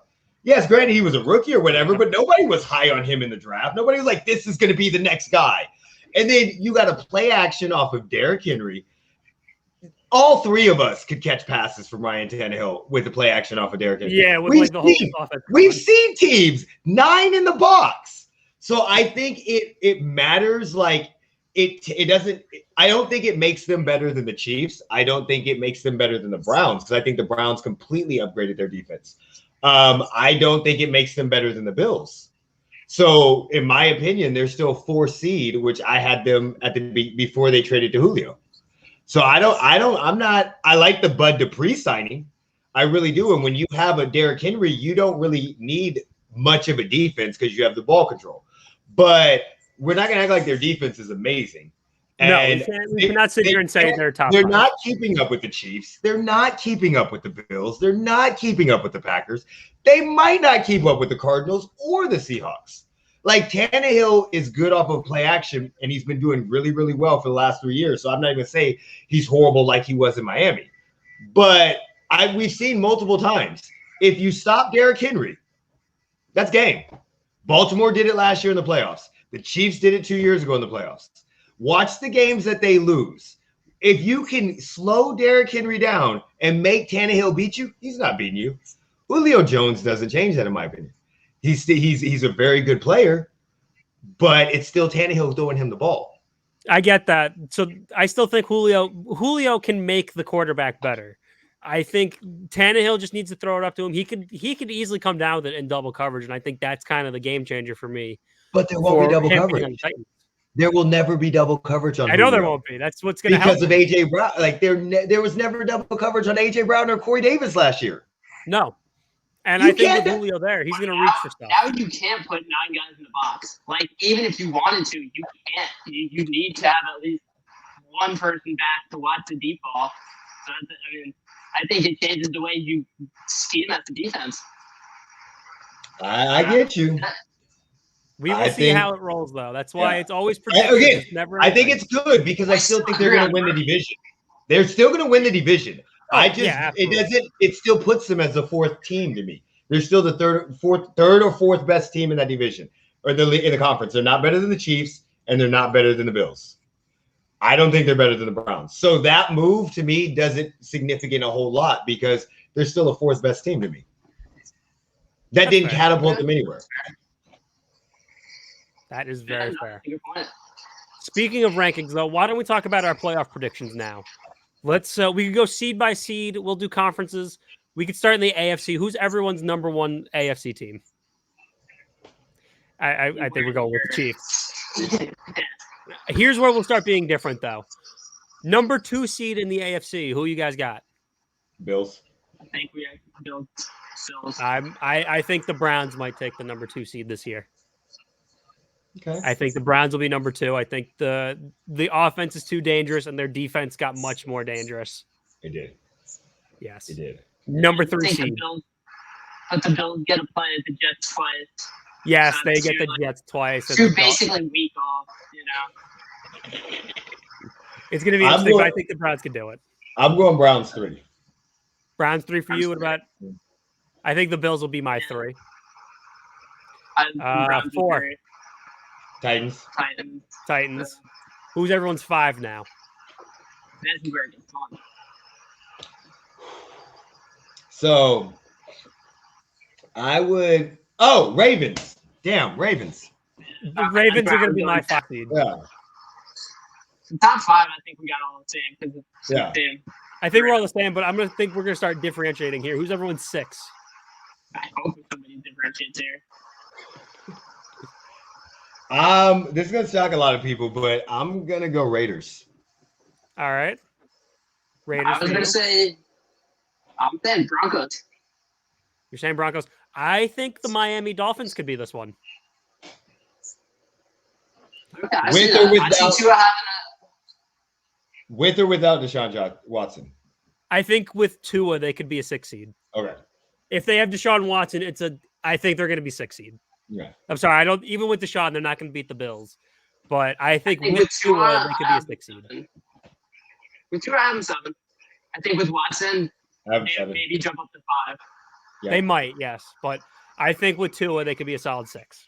Yeah, I have them 7 with I have 7 with Tua. That's my 7th. That's your 7th. All right. So Eric. Yeah, I'd say with Tua, the Dolphins make the playoffs. And I think this is my Broncos pick right here. I think they're a 7 seed because I'm not too high on Teddy, and I think Drew Lock, even if he comes in, I'm kind of done with him. I'm kind of sold on him. Like I think with Drew Lock, he's had the chances, he just hasn't done anything. I love Drew Lock. I don't know why, but for some odd reason, I love all about that man. I love the swagger. I love everything. That video? I love everything about him. You love everything about Drew Lock. He seems like a dude that you could go out and chill with and have a great time with.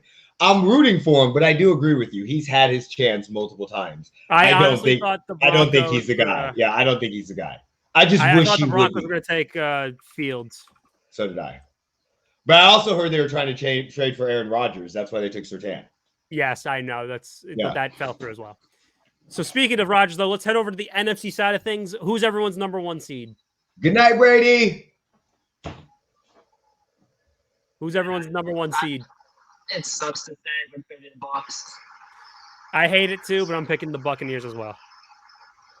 Packers? Packers, all right. Yeah. Actually, we'll go to the next one. The number 2 seed. The Packers are my pick.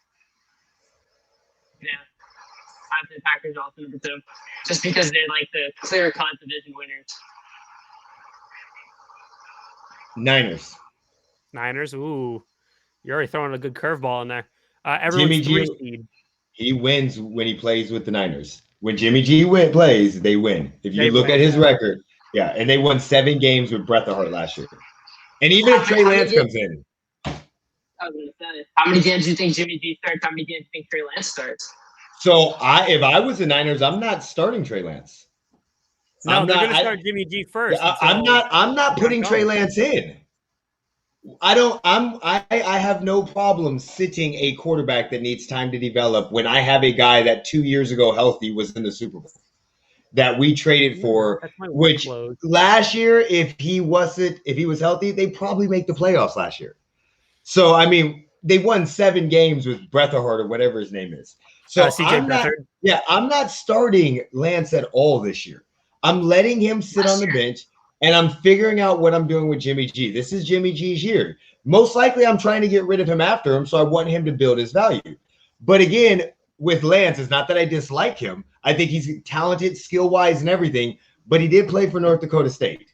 And he only played 1 game last season. 1. So, again, I think him sitting would not hurt at all. Him sitting for a year, letting them see what happens. They should still be a playoff contender without him. And let him take all of training camp snaps next year, first team, all of that. Let him go in knowing this is his team. Yeah. Nope. I think the 49ers, I don't know if they're going to be the 2 seed is what you said? I don't think they're going to be up there yet. I don't think they're there yet, but I think they're definitely they could easily sneak into the playoffs if, Jimmy G stays healthy and is able to get rocking and rolling. Well, that was our 2 seeds. Yep. 3 seed. Who do you got for the 3? Bucks. I think this is where the Rams come in. I know you're not high on them, but I think they might be the 3 seed. Okay. And then we'll ask Eric when he comes back what he thinks. No problem. But look, I get you're not a big fan of Matt Stafford, but I mean, yes, he is a stat patter, but I think the stat padding throughout the years might actually help him in this situation. That's the thing. I've never known a stat patter that actually gets helped by going to a better team. Like they are who they are. And I mean, like, yeah. No, you're good. I got Bucks for 3rd. You got Rams. I got Rams for my 3. I have the 49ers.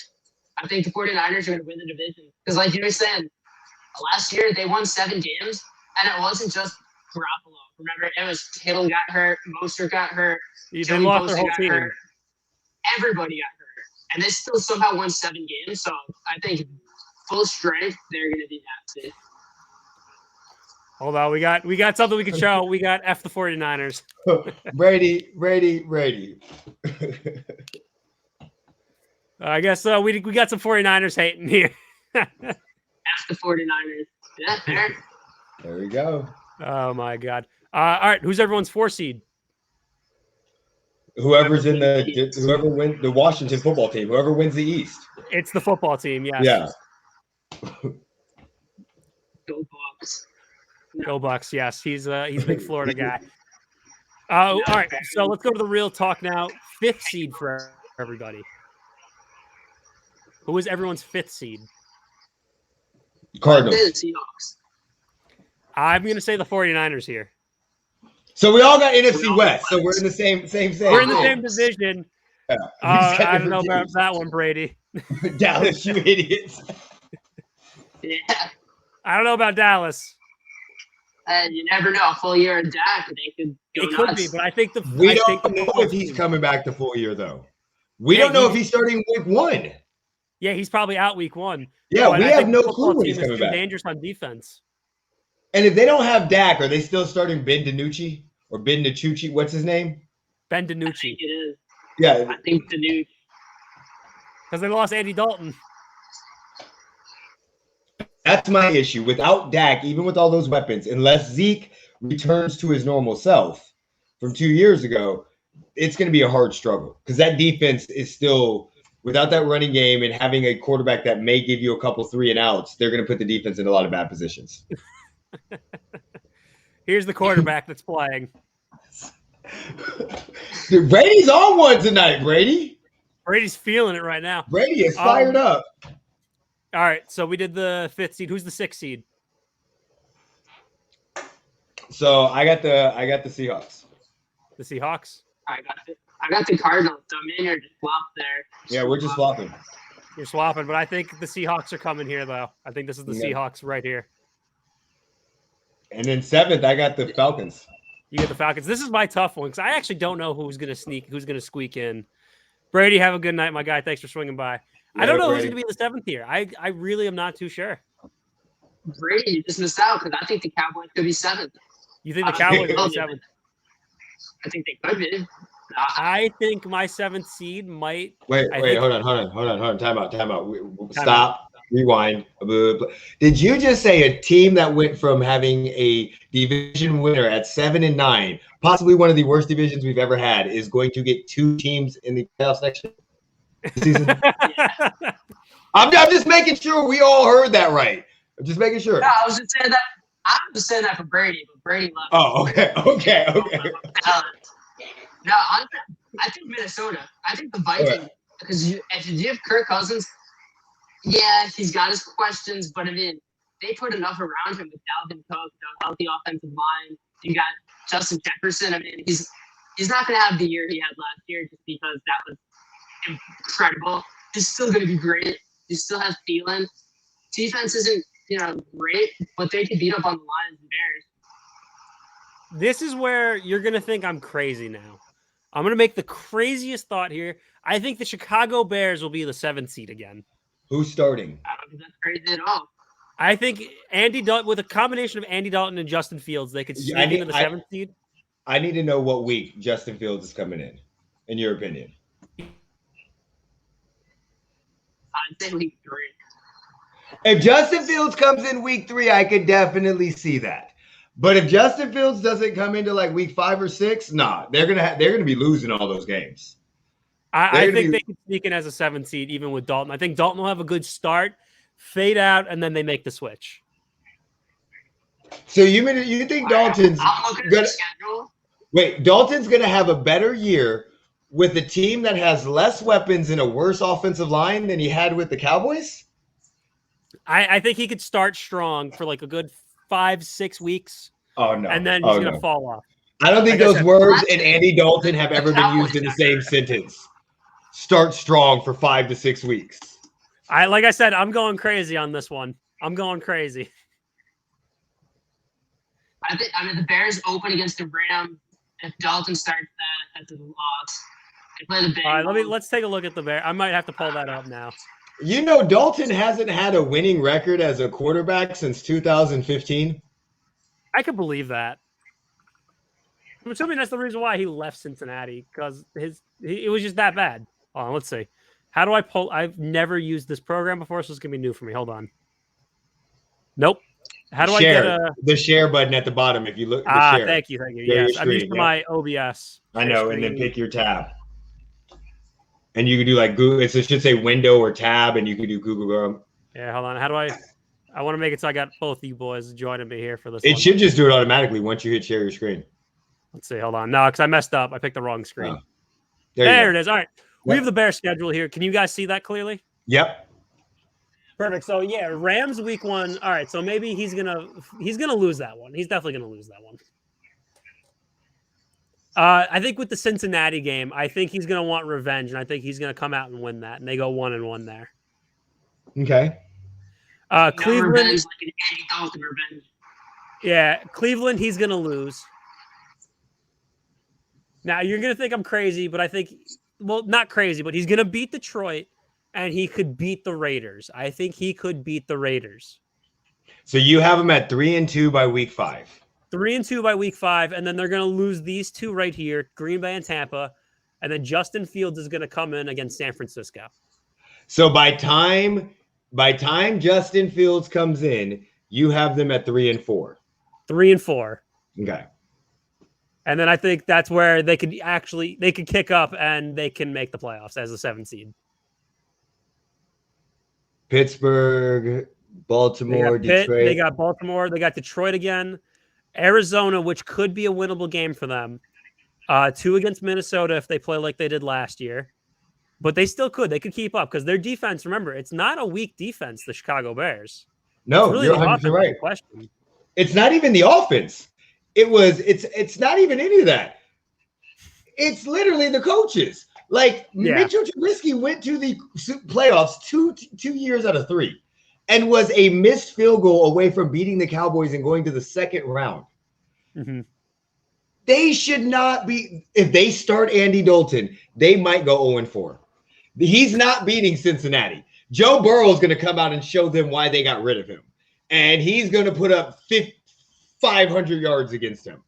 I have no clue. If they start Andy Dalton, I literally think they lose every game. I think they're going to do what they did last year, where remember last year they started Mitch and they were winning, and then they started Nick Foles. Yeah. And then they started losing. The problem is Matt Nagy's offense is not built for a guy to sit in the back and cannot move. Andy Dalton cannot move.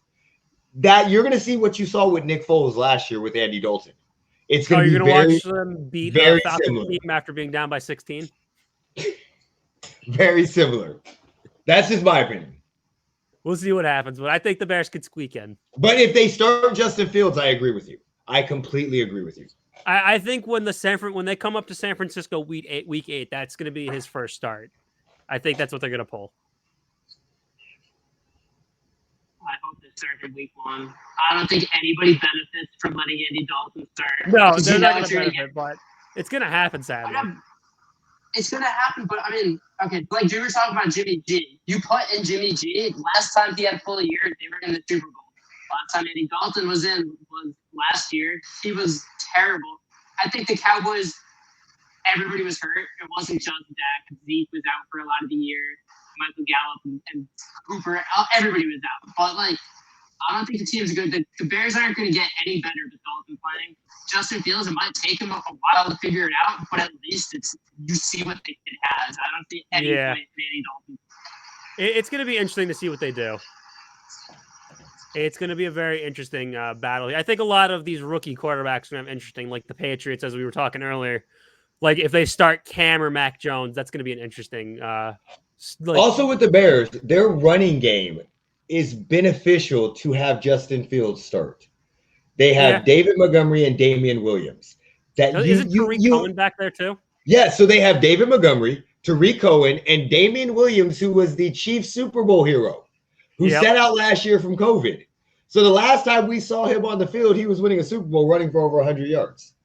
Yeah. So like they have everything they need to literally start a rookie quarterback. A good defense, good receivers, not a great tight end, but a very, very good tight end. And Jimmy Graham, he's long in the tooth, but he's still kind of good. And then you got a run game. Why would you waste your time, especially when you're going to get fired on Andy Dalton? Like, they got to win. They literally, you can't sit there and tell me they're in the room going, we saw Andy Dalton last year. He gives us the best chance to win. Yep, we saw Justin Fields play Alabama with broken ribs, but Andy Dalton gives us the best chance to win. No. No one, you're right. Nobody's getting a raise for putting Andy Dalton in. Justin Fields goes nuts. Matt Nagy gets an extension. He's praised hero in Chicago, so we'll see what happens. He puts Andy Dalton in. He might be fired by week 8. That's the only reason why Justin Fields starts, because there's a new coach. Yeah. This is going to be one hell of a season. It's going to be fun. I'm so amped. I can't wait. I can't wait for the first game. I'm so excited for week 1. I'm going to go to a Dave & Buster's and I'm going to watch. I can't wait. Oh, we go. So I live in Vegas, so I got it lucky. I can pick any sports book I want to go to. I live in Depression. Yeah. So let's work. So we normally go to a sports book, South Point, and it's like 10 to 15 of us, and we put tables together. We get there like 7:30 in the morning. We stay there till 5 or 6 at night. Dollar beers from 10 a.m. to 4 p.m. But I have 3 monitors on my desk, if you didn't know that. Uh-huh. There will be a game on each monitor. Or no, it'll be Red Zone in the middle, local TV, Atlanta Falcons. I have not watched a game at home on a Sunday in forever. I like watching at home, like especially with the setup I got on my desk. I tell everybody Vegas is my favorite place on earth. It's an adult playground. My God, I'm so jealous. I want to come out and visit you and just do exactly what you said. Nothing better than just watch sports all day with the boys, having some drinks, and green legalized in Nevada. Exactly. It's going to be a fun NFL season. So I do want to ask this, though, because I had this on my notes. What do you guys think about adding one more week to the NFL schedule, though? What is your thoughts on that? It's going to happen. It already did. Oh, I thought you were asking another week. Like they're going No. Yeah. So what do you think about week 18 right now? Do you like it, hate it? What are your thoughts on that? I hate having an odd number. I just don't like that. It's no more 500 ever. That's just wrong. Everybody's going to be half a game over, half a game not. Half the league plays an extra home game. Make it 18, leave it at 16. No odd numbers. Yeah, I think the Falcons lost I think they play more away games because they have to go to London this year. I'm with him. That's my biggest issue. I'm not. I knew there was going to be a 17 game. I mean, I'm not going to be like people when 17, 16 games came and they're like, oh, we need 14. All the records change. Everything changes now. But 500 is where we know who sucks and who doesn't. That's our line. Like, oh, if you're a sorry team and you go 2-14 and then you go, 4-7 and then you get 8-8, you're on your way. Those are the standards that you have. But if you if you're one game over 500, you're like, oh, well, you're supposed to be a winning team. You're supposed to be good. But no, you actually probably should be a 500 team. You literally probably should be one. I hate not having that. I think that's the barrier that tells everybody where teams sit in the middle of the season. Like, oh, we know at week 8, if you're below 500, you're probably not making the playoffs. Yeah. I don't know. I think it's also just you're going to cause fatigue in more of the players too.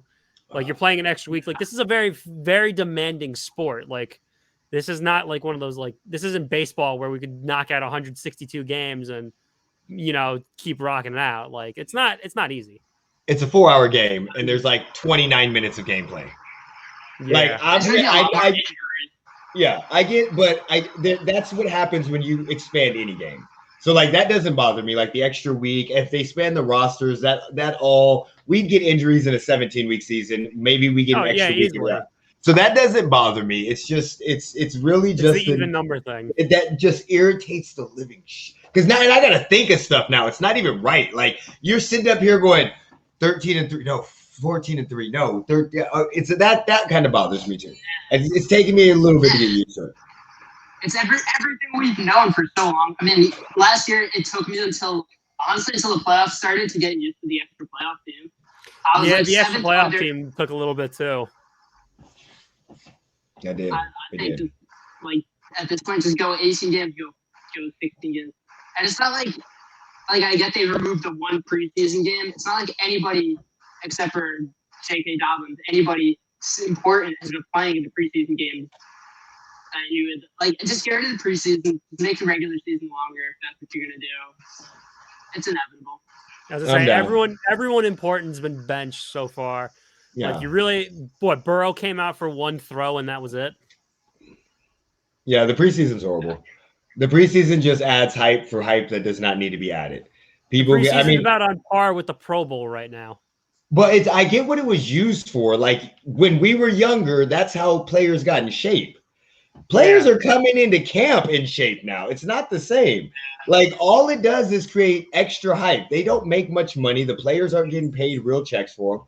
The tickets at Elegant Stadium were $23 to go see. Yeah. So I mean, they're not making huge money on gates anyway for preseason games. So just get rid of them, do some scrimmages, and add. I don't care if y'all add 20 games.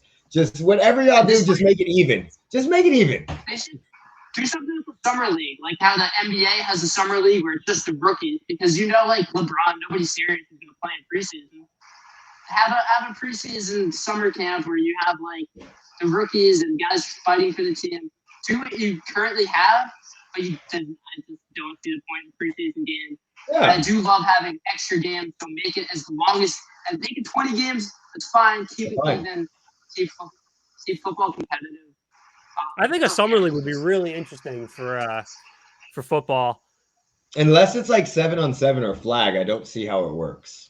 I was thinking 7-on-7 actually. I wasn't thinking full contact. I was thinking like, all right, like which would be cool because of all the 7-on-7 teams that people have. Like Cam Newton has a team. A lot of these NFL players have 7-on-7 football teams that they play. I don't know if you guys know much about that, but it's amazing. Like kids go out and play that. Yeah, kids go out and play 7-on-7. It's more like tackle. I mean, you're not supposed to tackle, but they do. Cam Newton has a team. A lot of NFL players were helping out these 7-on-7 teams. So it is like NFL sponsors a 7-on-7 league for kids. So, I mean, that would be really, really smart. You could make it a whole entire thing. It'll be interesting. I'm very curious to see what they'll do. The NFL hires us. That's their first idea. I'm sorry, what'd you say? Yeah, what was that? Oh, I said when the NFL hires us, that's going to be our first idea, summer league. Yeah. Well, one of the ones I've always asked about, though, an idea I've always wanted to know is why don't they have like in baseball they have a farm system, or like even in the NBA they have the G League? How come the NFL doesn't have one of those? Like the AAF was trying to do that, or even like you could even use the XFL for that. I think it's too expensive for the teams.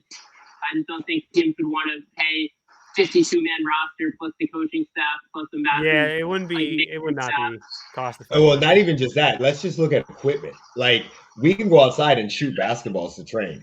We could grab 7 basketballs. All of us bring a basketball, go to a court, and we can run as many drills as we want, as long as we have enough people.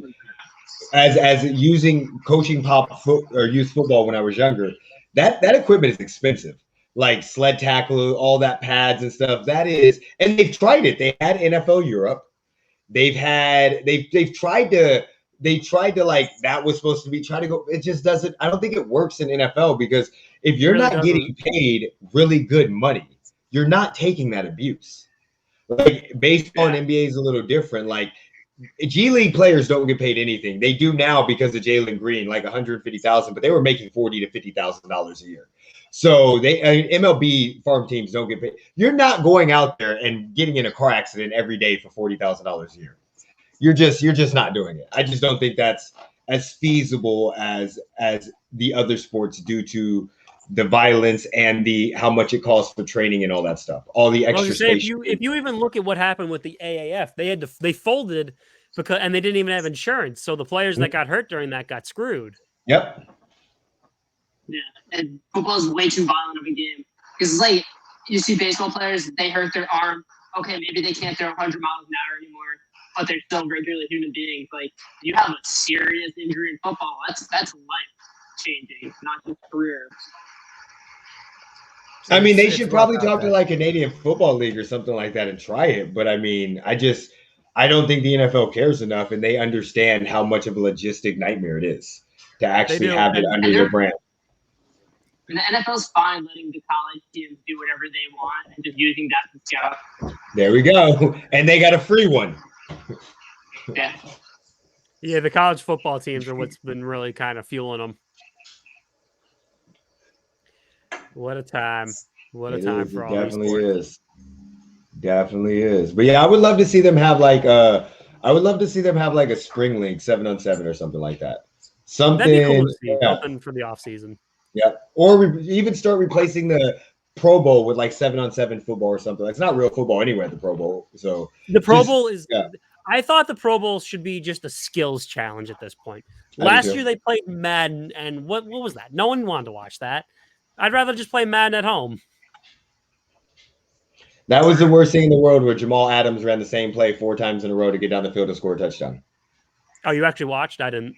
No, I watched the highlights of it because it was all over Twitter. Yeah, I just watched the highlights of it. Yeah, just to see. I wanted to see how Madden players talked about the game, or people that played Madden talked about how bad the game was.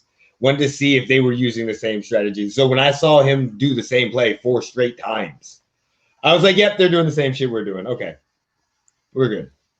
Yeah. All right.